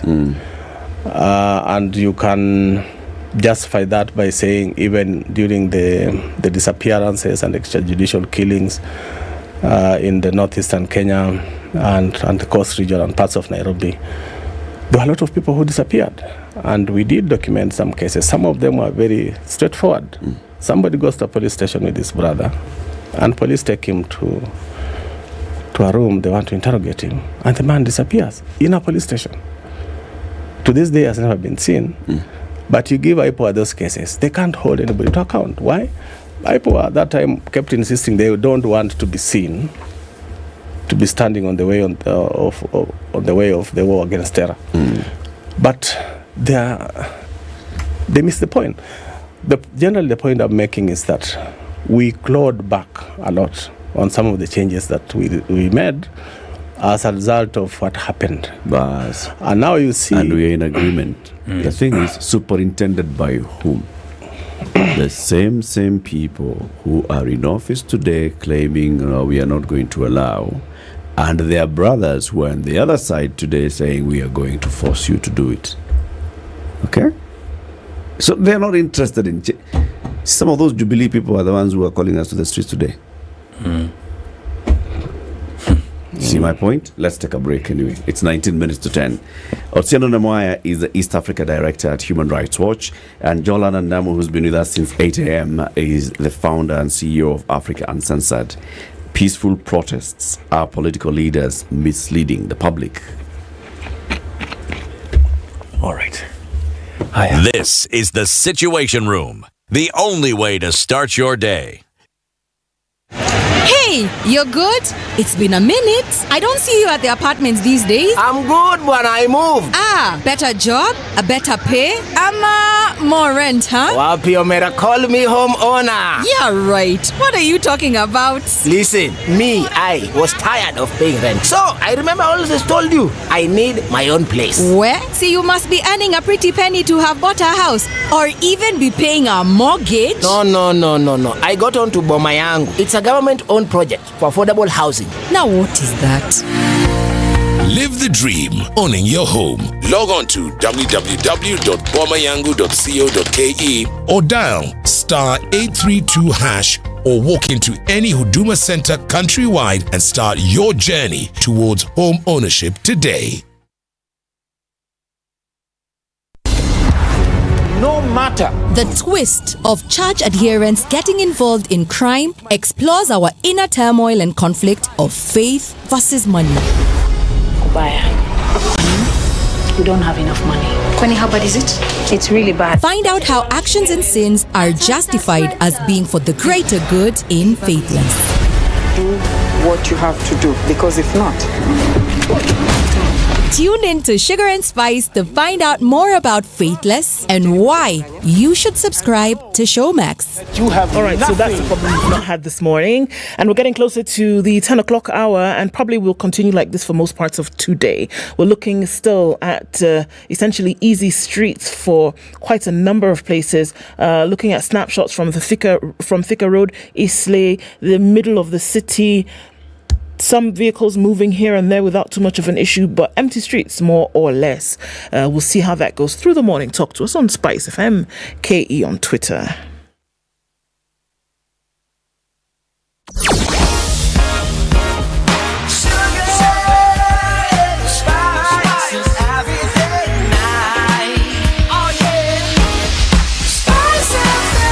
Spice up your life. Mature, intelligent talk every morning. Spice up yourself.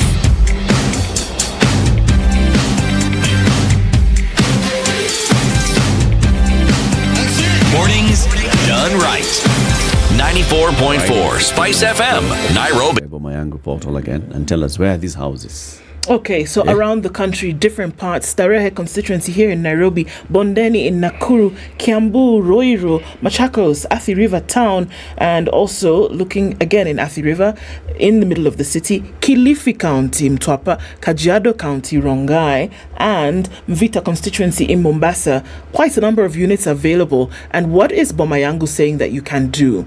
You get onto the portal, you register, pay your 200 shillings, and then you start to save. Once you have reached 12.5% of, let's say, this 1.2 million shilling apartments in Mtwapa in Kilifi. You reach 12.5%, you get back on, you bid, you get it, you can move in and then start to save, rather start to pay the rest, and you get on to home as you ownership. Occupy the home. Yes. And the Mtwapa ones are ongoing. So if you get to now bomayangu.go.ke, you'll see the various government affordable housing projects.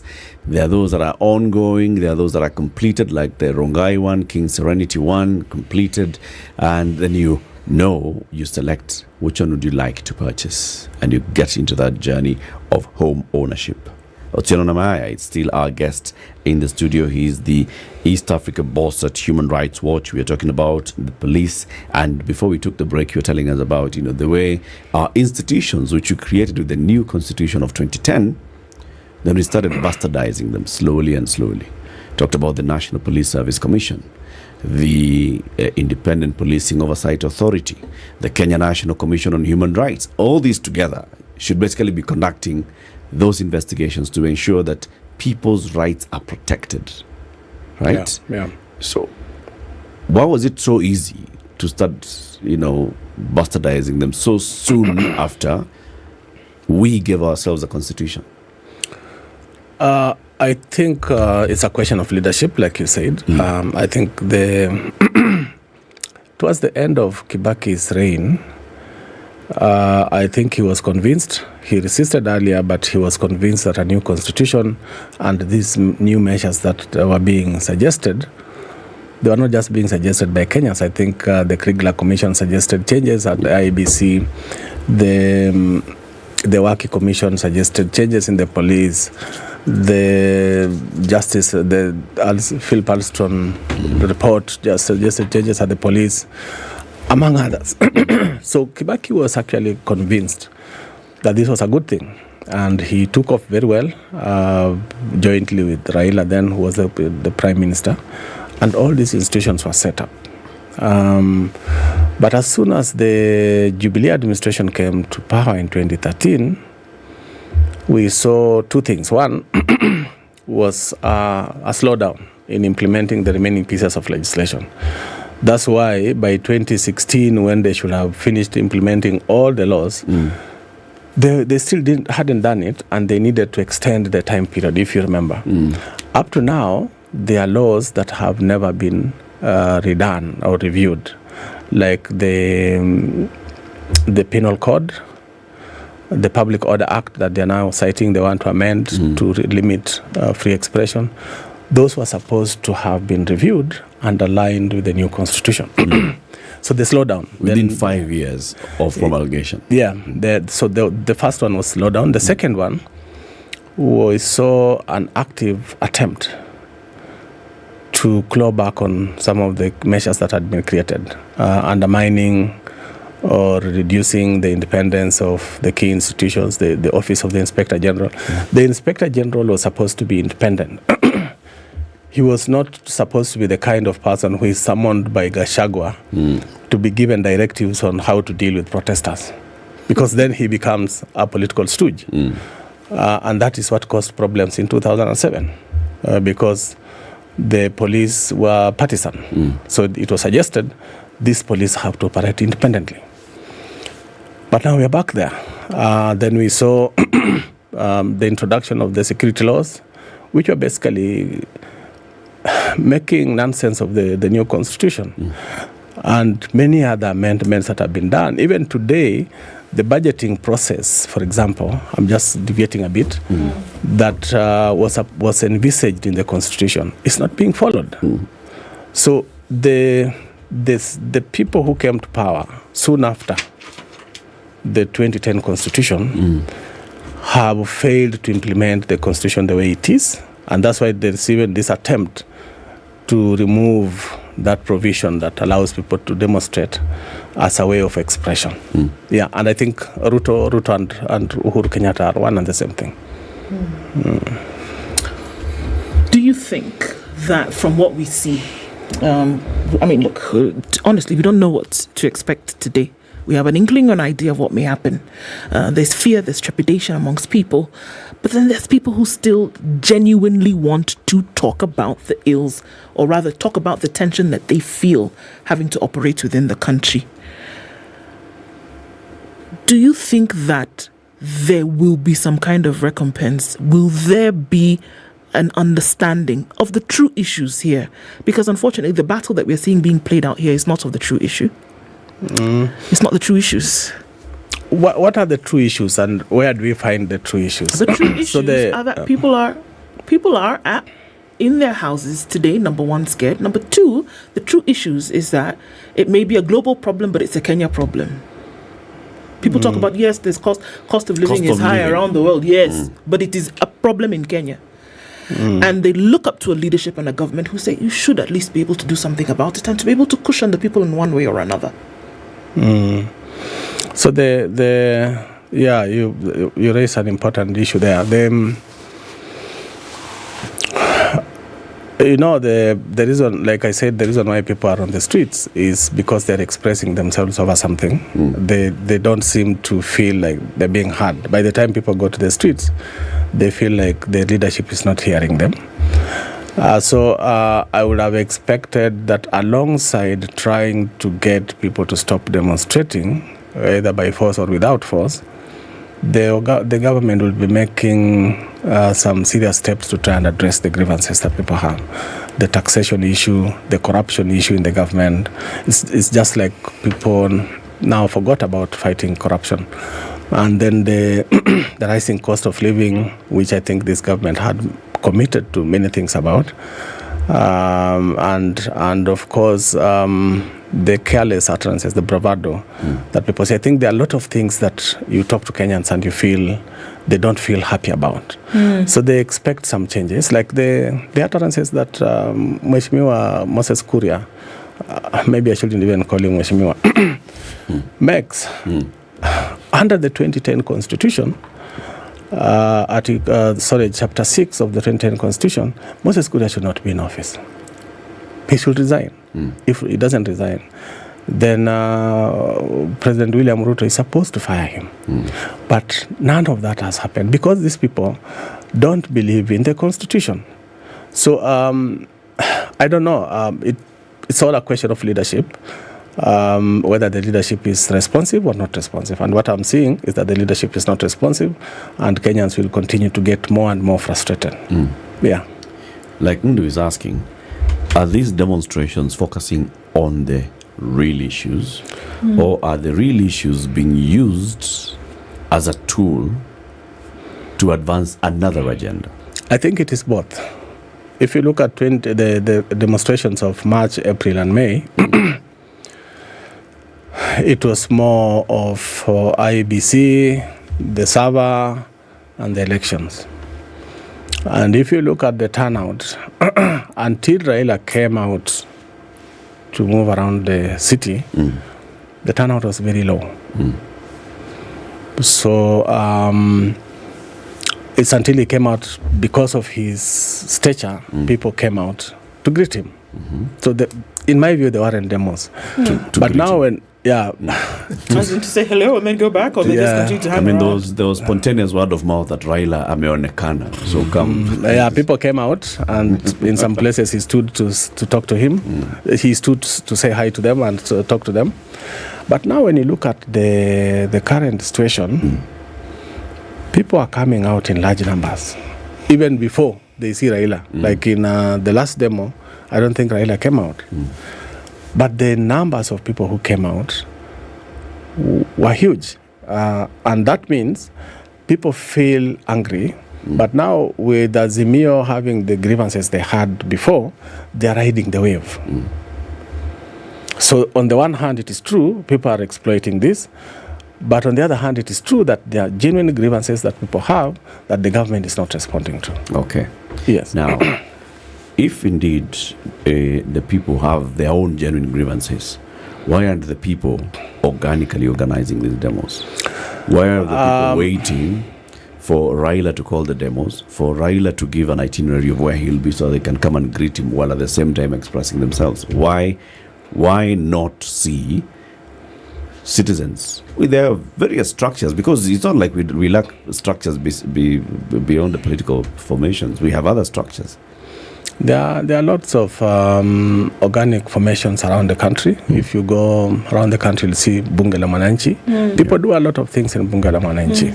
There's social justice centers. People do a lot of things in social justice centers. When the social justice centers organized a cost of living demonstration, right? When was it? A couple of weeks ago, from Jivanji Gardens. They came out. Why haven't we seen them doing more? I mean, what I'm asking is, if indeed this is all about the main issue in the country, cost of living, and you're saying that, now because we can look at the turnout, and the turnout is because people are agitated about the cost of living, why do they have to wait for these other guys who want the servers open and everything else to call them out? I think all the two issues have merged. There are the Azimio concerns and the public grievances have merged. So what you don't know is that during Sabasaba, civil society had their own demos, and Azimio had its own demos. But I think because Azimio is more loud and they get more attention in the media, the civil society demos weren't heard about. But a lot of people that were being freed at Central Police Station were actually activists who had been arrested. There are also a lot of other people, about 300 or so, who are still in police cells, have not been freed. And if you look at some of the charges they are facing, like illegal assembly, those are charges that should not be put on people in this day and age under the 2010 Constitution. But people always organize themselves, but that organization takes time. If you want an organic eruption that has no leadership, that takes time. Like the Tunisia situation took some time. People kept complaining for a long, long time until some small thing happened, and that was the trigger. Right now, you can see generally people are angry, and Raila is the only one who comes out to say, let's demonstrate. Nobody else has come out that strongly with a national appeal to call for those demonstrations. That's why it's looking like it is a Raila thing. But these demonstrations, from my assessment, they can take place without Azimio or without a Raila. It's possible that even if Raila yesterday had called off the demonstrations, they would still have happened. Do people need to be shepherded into demonstration? Do people need a leader who will come out and then people will follow this leader organically? People have a sentiment, it is there, but who's going to then be the one who takes the first step and then bring people around? If you are talking about organized demonstrations, then they need to be shepherded. But if you are talking about a spontaneous eruption, then they don't need. The thing is, it is better to have organized demonstrations where you have the leader who can call them off. But when you have a spontaneous eruption, it is nearly impossible to call it off when it starts. Do you think those that are now able to, and they have successfully called a number of these demos, do you think they are taking full advantage of their power and their influence to organize these demos in such a way that it's clear this is our agenda and this is what we are going for and this is what we shall get out of it? I don't know. I'm not inside Azimio, but from what I've seen, like I've told you, I've been going around quite a bit to see what's happening. From what I saw, there was no organization. Even in Kitengela, what I told you, there was no clear sign that people are being organized. A small group of people just came up and say, oh, today is supposed to be a demo, and they started taking placards and chanting. And I have seen that in nearly every place. And when you talk to people, they are saying, but other than calling for press conference to call for demonstration, Azimio leaders, even MPs, are not doing anything else on the ground to try and organize people to demonstrate. So people come out on their own. Even when I hear this thing of the protests are being funded, I get actually very surprised that people in government feel that way. No, if Azimio had been organized enough to do even just 20% of the organization, I think the demos would have been worse than we are seeing today. Otieno, thank you very much for joining us. As always, come again soon. Let's observe what happens here. And of course, a call is for peace. For the demonstrators to maintain the peace and for the police to do the job that they are given by the Constitution and the law. Thank you. Otieno Namwaya is East Africa Director at Human Rights Watch. He's been our guest. Thank you very much for tuning into the Situation Room today. Have a lovely one. Have a peaceful one. See you tomorrow. It's 10 a.m. Spice up your life. Spice FM. Nyeri.